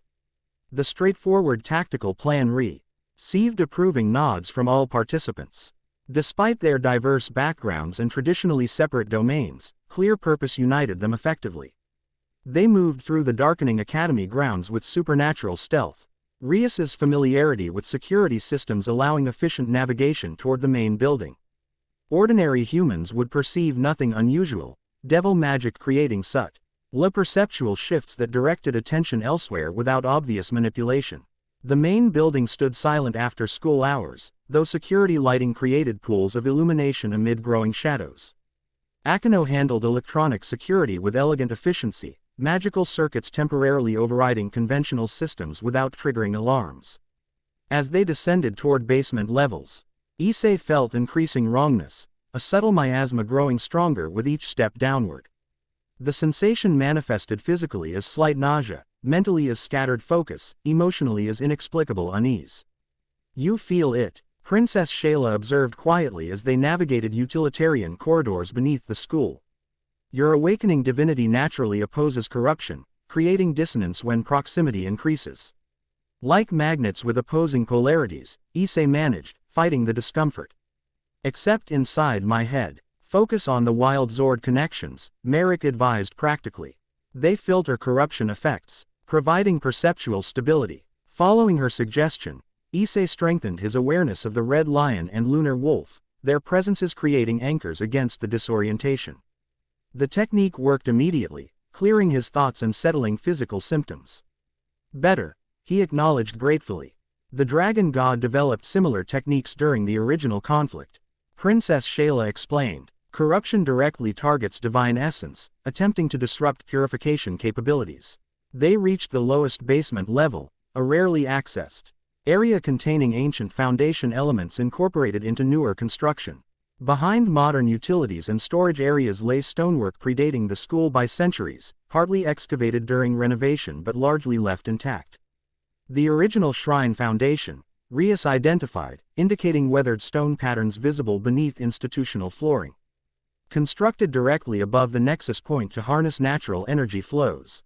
A common practice across cultures, Princess Shayla noted, kneeling to examine the ancient stonework. Humans instinctively recognized power convergence points long before understanding their significance. Merrick moved with warrior's caution, the lunar wolf alert beside her as they circled the perimeter. "The corruption concentrates beneath this chamber, but extends tendrils throughout surrounding structures. Systematic rather than random spread." Akeno performed her own assessment, electrical sensitivity providing unique perspective. "The energy patterns resemble neural networks more than simple contamination. Almost like a developing consciousness," Princess Shayla finished grimly. "The master org entity establishing distributed awareness through corruption pathways." The implications chilled everyone present. Not merely fighting pollution but an actively intelligent adversary organizing its own emergence through strategic corruption. Issei approached the center of the chamber where ancient and modern structures converged most prominently. Through his developing senses, he detected layered energy patterns, natural ley lines flowing beneath human construction. Supernatural influence from devil occupation, and now org corruption attempting to hijack these converging systems. "It's using existing connections," he realized aloud. "Like a parasite tapping into a host's circulatory system." "Precisely," Princess Shayla confirmed. "Org corruption cannot create, only corrupt and redirect. Which provides potential vulnerability," Merrick added. "Tactical mind engaging. Systems can be severed temporarily, purified, then reconnected under protected configuration. Like quarantining infected network segments," Akeno suggested. Following the concept from technological perspective. "Exactly," Merrick nodded with unexpected approval. "The Devil Queen understands systemic intervention." Rias joined Issei at the chamber's center, her devil senses complementing his developing divine perception. The primary nexus connection lies approximately 2 meters below this point. The corruption appears to pulse in regular intervals, gathering strength before distributing outward. Rhythmic corruption, Princess Shayla identified with concern. Advanced stage infiltration, indicating coordinated direction rather than passive spread. The Red Lion and Lunar Wolf positioned themselves at opposite sides of the chamber, their translucent forms becoming increasingly solid as they connected more deeply with the material plane. Through their respective bonds, Issei sensed strategic positioning, creating energetic triangulation with himself as the auto-established containment before attempting purification, Princess Shayla stated, removing a small crystalline object from within her gown. The device resembled a miniature version of the animarium's boundary markers, inscribed with similar patterns. This will temporarily isolate the nexus point from connected systems, preventing corruption spread during the purification process, which must be executed precisely, Merrick added, producing complementary devices from her armor compartments. Isolation without proper sequence risks corruption acceleration rather than containment. Working with practiced coordination that suggested previous collaboration despite their apparently separate histories, Princess Shayla and Merrick placed containment devices at strategic points throughout the chamber. Each activated upon placement, golden energy forming connecting lines between them until a complete geometric pattern surrounded the central nexus point.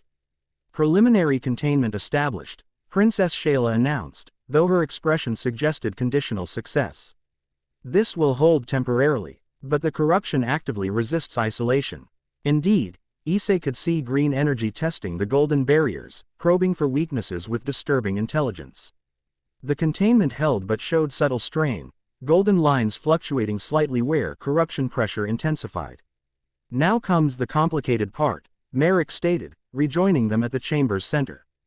Purification requires direct access to the nexus point itself, not merely its surface manifestation. Meaning what exactly? Rias questioned with practical concern. Meaning we must open the nexus temporarily.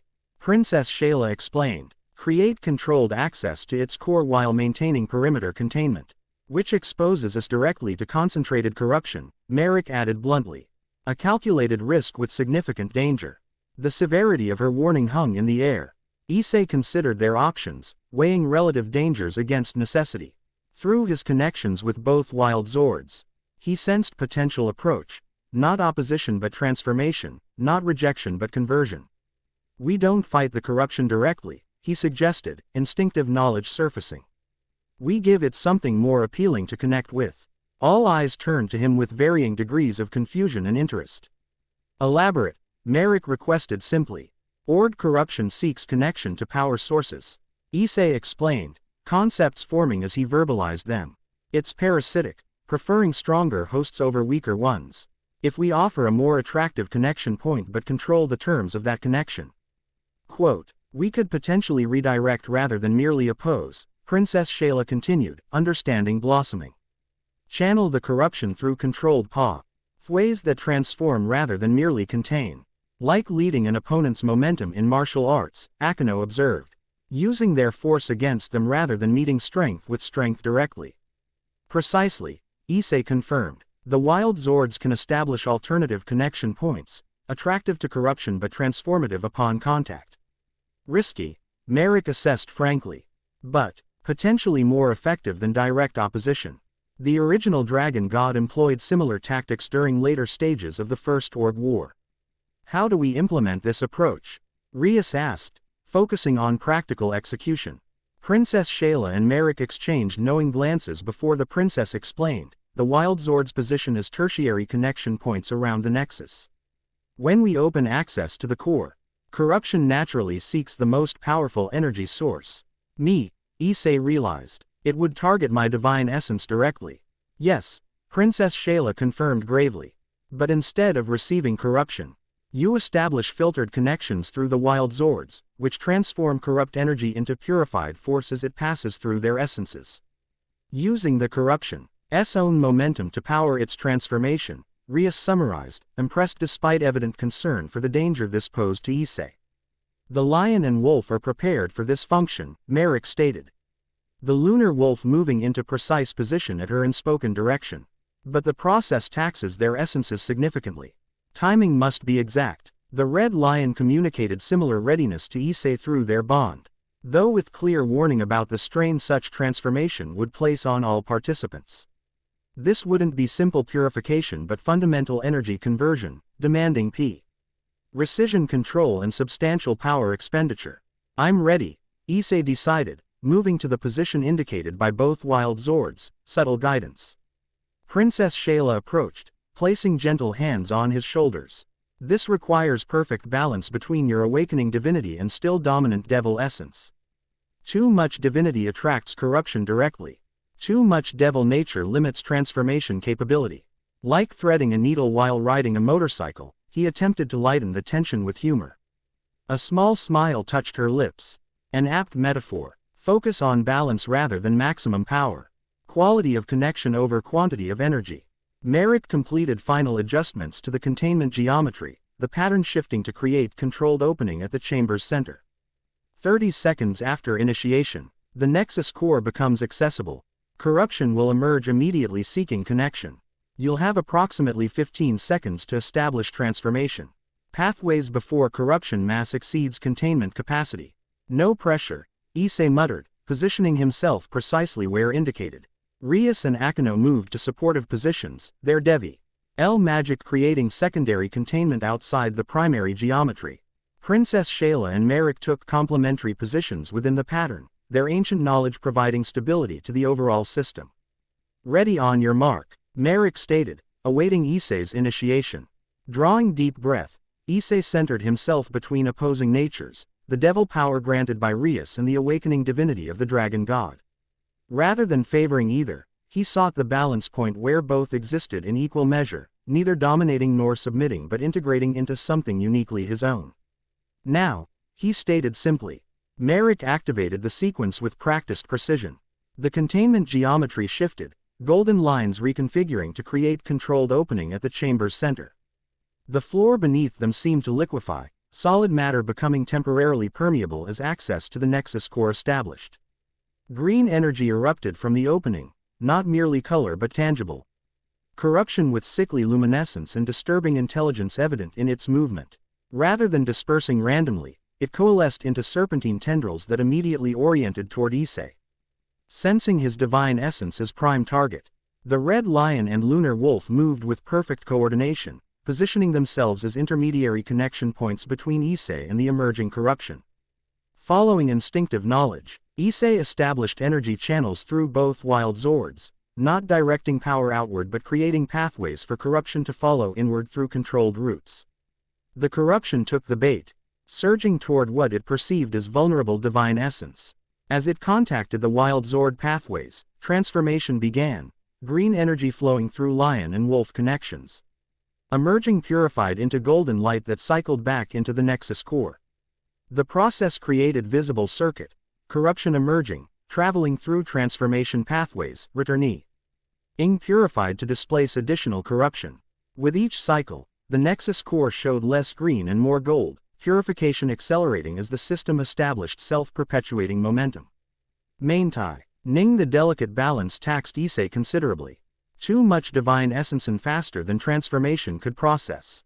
Too much devil energy limited transformation efficiency. He existed at the perfect midpoint, neither fully god nor entirely devil but something unprecedented that could interface with both corruption and purification simultaneously. Through peripheral awareness, he noted others contributing to the process. Princess Shayla stabilized containment geometry as increasing energy strained the system. Merrick adjusted transformation pathways to optimize efficiency as corruption patterns evolved. Rias and Akino maintained outer protective barriers, preventing any escaped corruption from spreading beyond the chamber. As purification progressed, the Nexus core revealed its true nature, not merely energy convergence but information repository, containing knowledge encoded within its structure.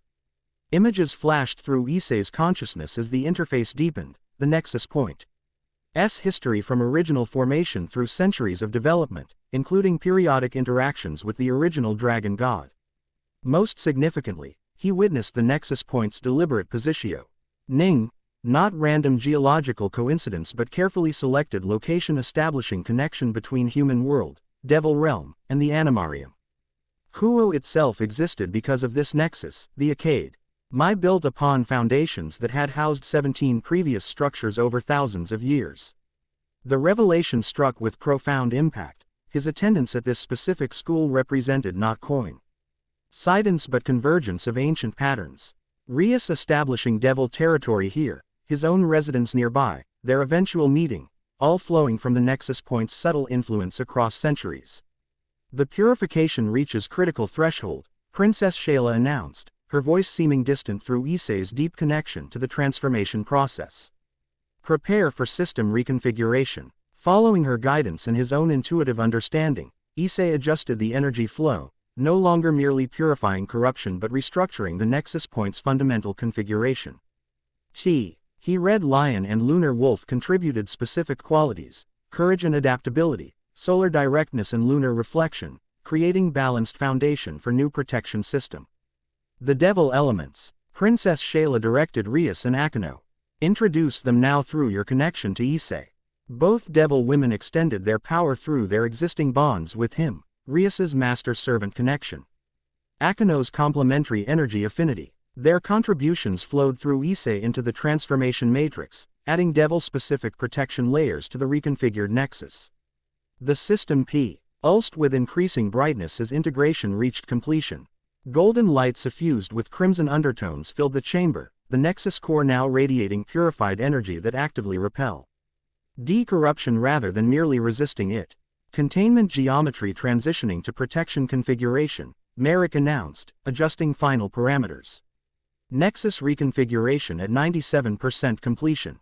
The transformation circuit gradually stabilized, corruption fully converted to purified energy that self-sustained within the Nexus core.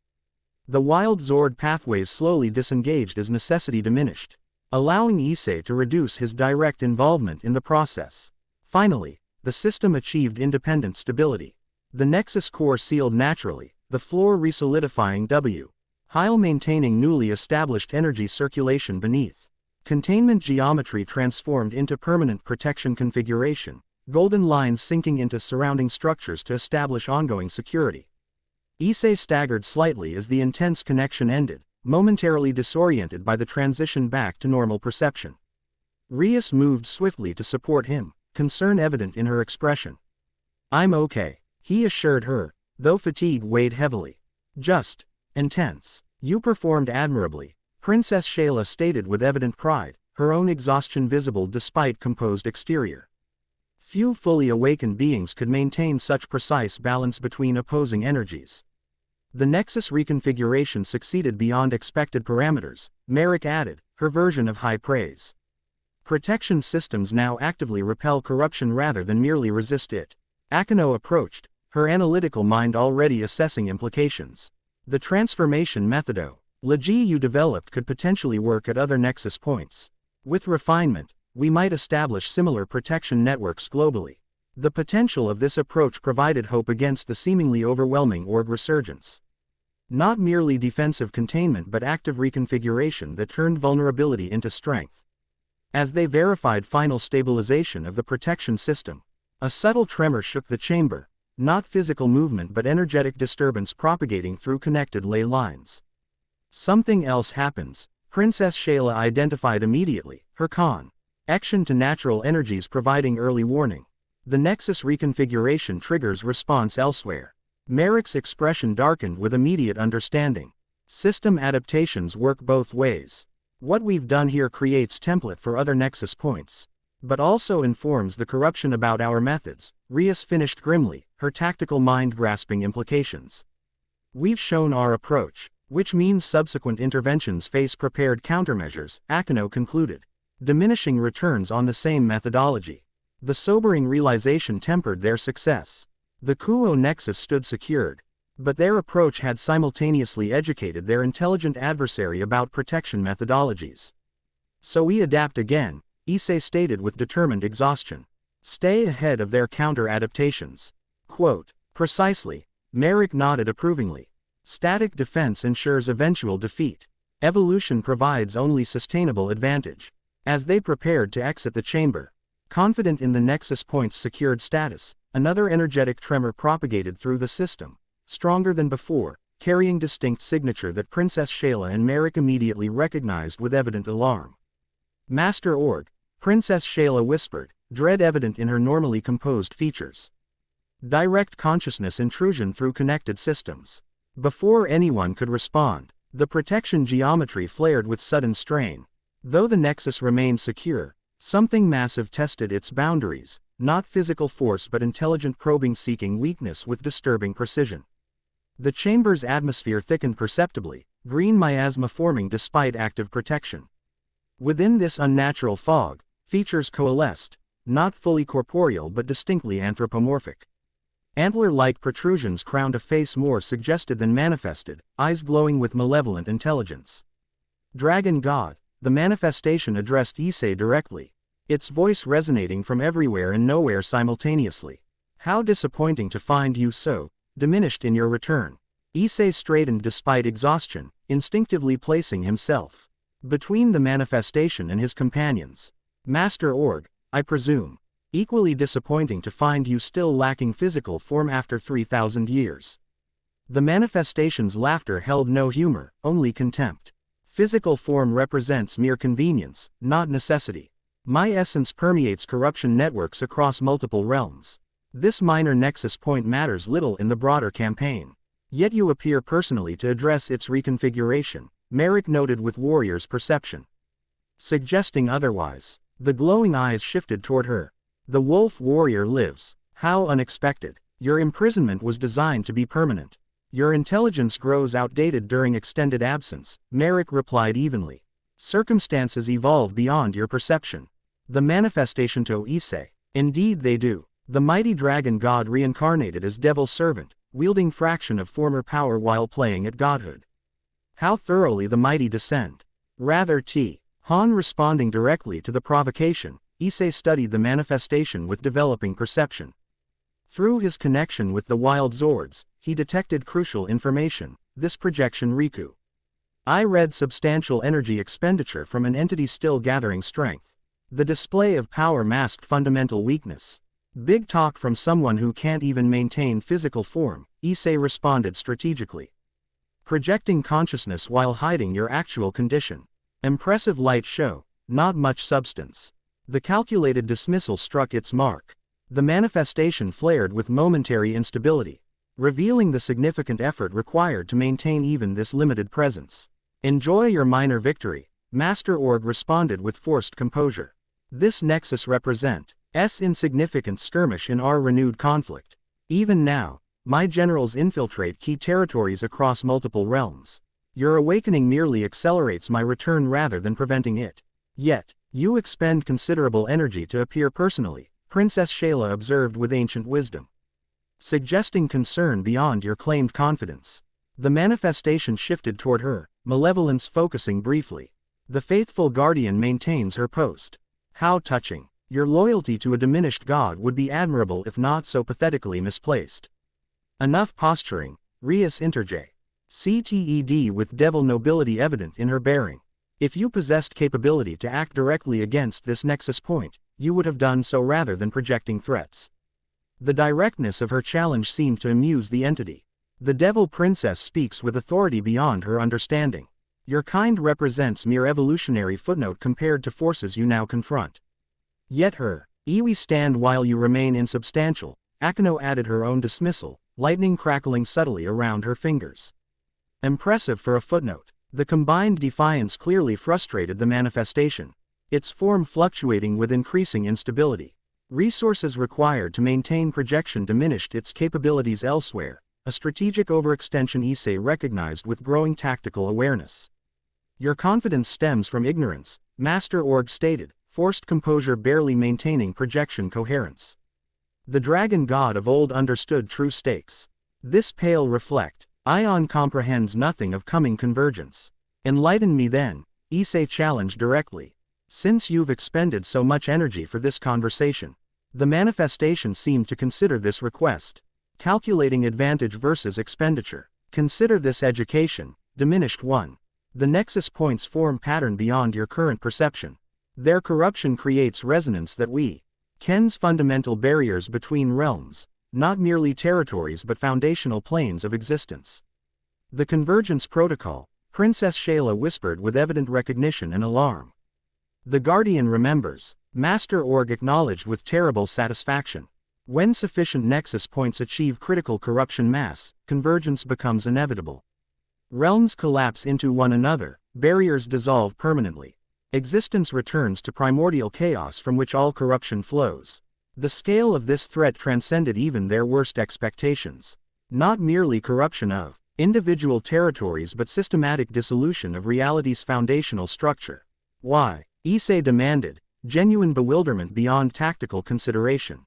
What purpose does unmaking existence serve? Purpose. The manifestation's laughter held genuine amusement.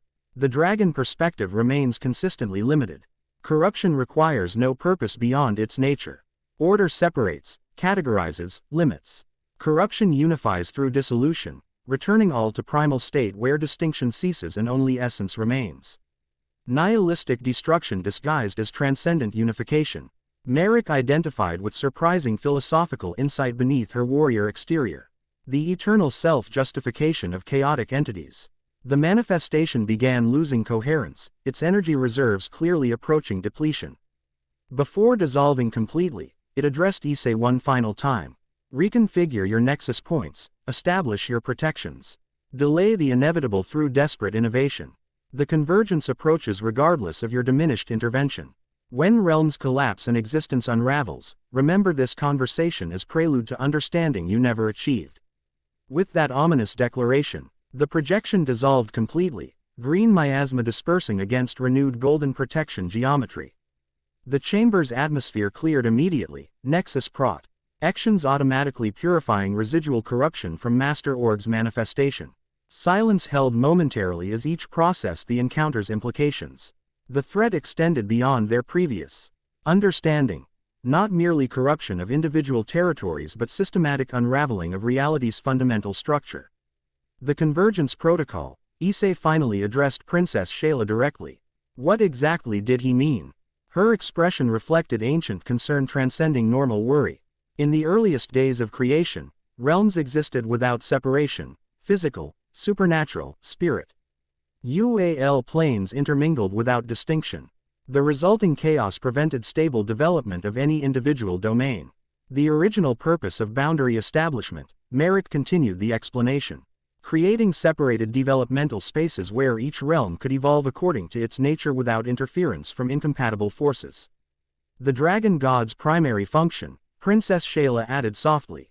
Establishing and maintaining those essential boundaries while allowing controlled interaction through specific connection points.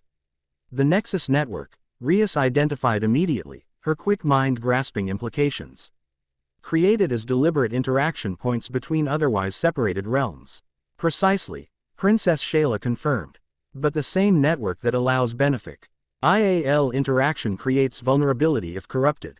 Sufficient nexus points falling to corruption simultaneously could theoretically trigger system-wide failure, causing boundaries between realms to collapse entirely. Akeno concluded grimly. Devils, angels, humans, yokai, all existing in single chaotic space without separation. The apocalyptic scale of this threat silenced everyone momentarily. Beyond supernatural politics or territorial concerns, they confronted potential unraveling of reality's fundamental organization. Can it actually be done? Issei finally asked. Or was he exaggerating capabilities for psychological impact? The theoretical possibility exists, Princess Shayla acknowledged reluctantly.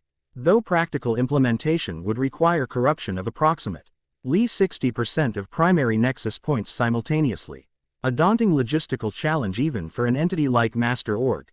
But not impossible, Merrick added with characteristic bluntness. Party. Kularly given accelerating corruption spread and apparent strategic coordination. Then we counter with equal coordination, Rias decided immediately, leadership qualities emerging naturally. The alliance established today provides framework for unprecedented cooperation between realms. What affects one affects all. While simultaneously developing countermeasures beyond nexus reconfiguration, Akeno suggested. If corruption targets connection points, perhaps we establish alternative network independent of traditional pathways. The conceptual innovation impressed even Merrick, whose no RMAL reserve briefly yielded to approval. Creating parallel system to maintain separation should primary network fail.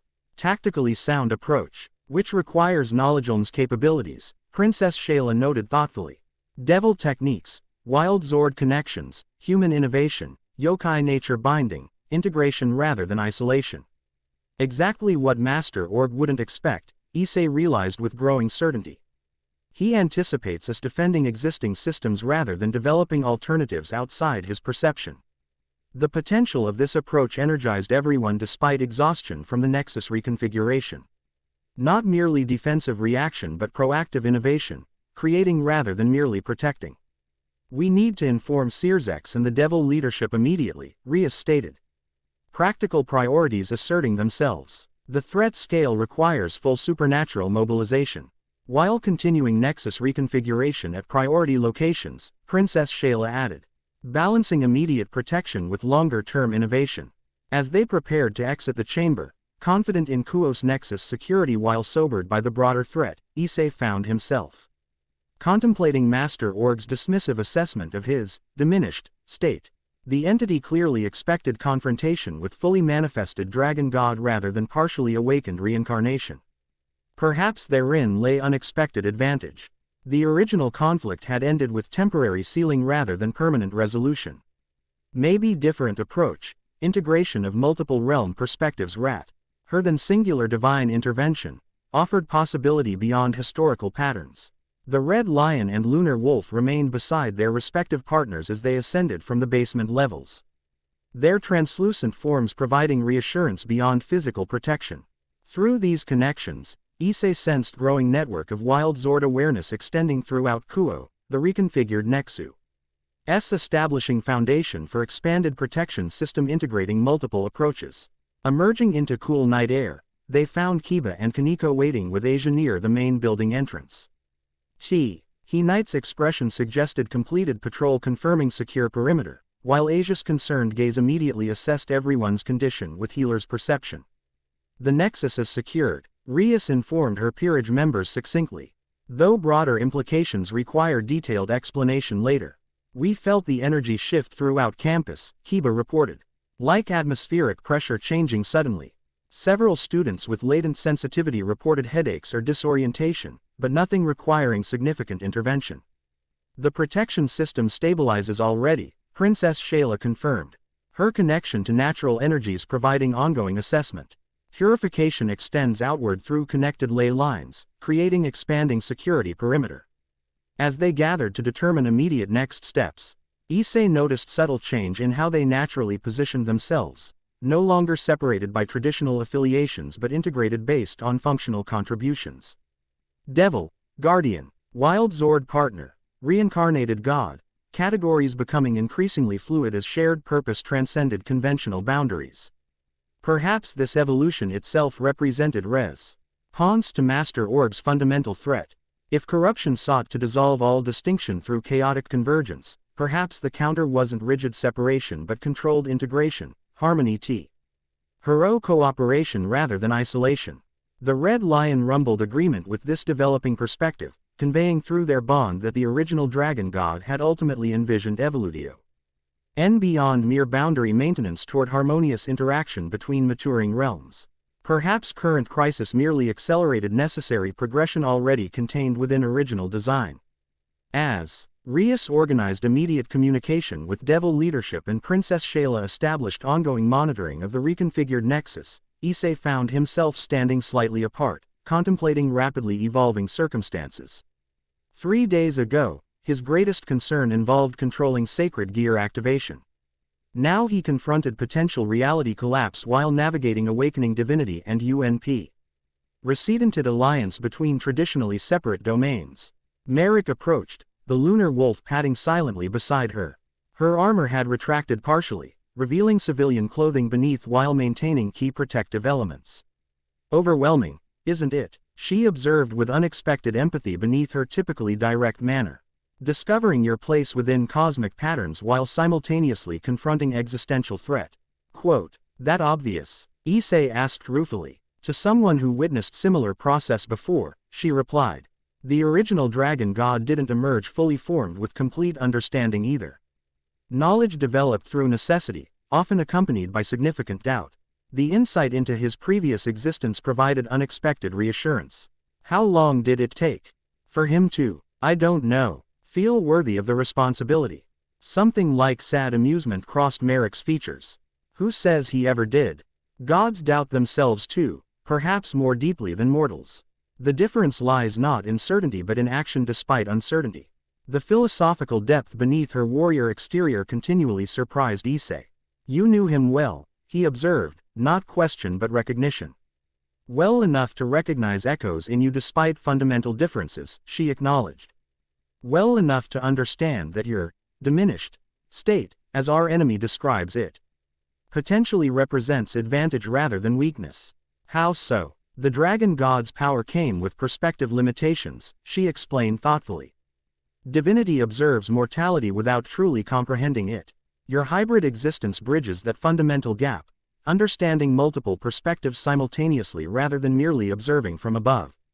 Before Issei could explore this insight further, Rias approached, her expression suggesting new developments. My brother has convened emergency council of supernatural leaders, she informed them.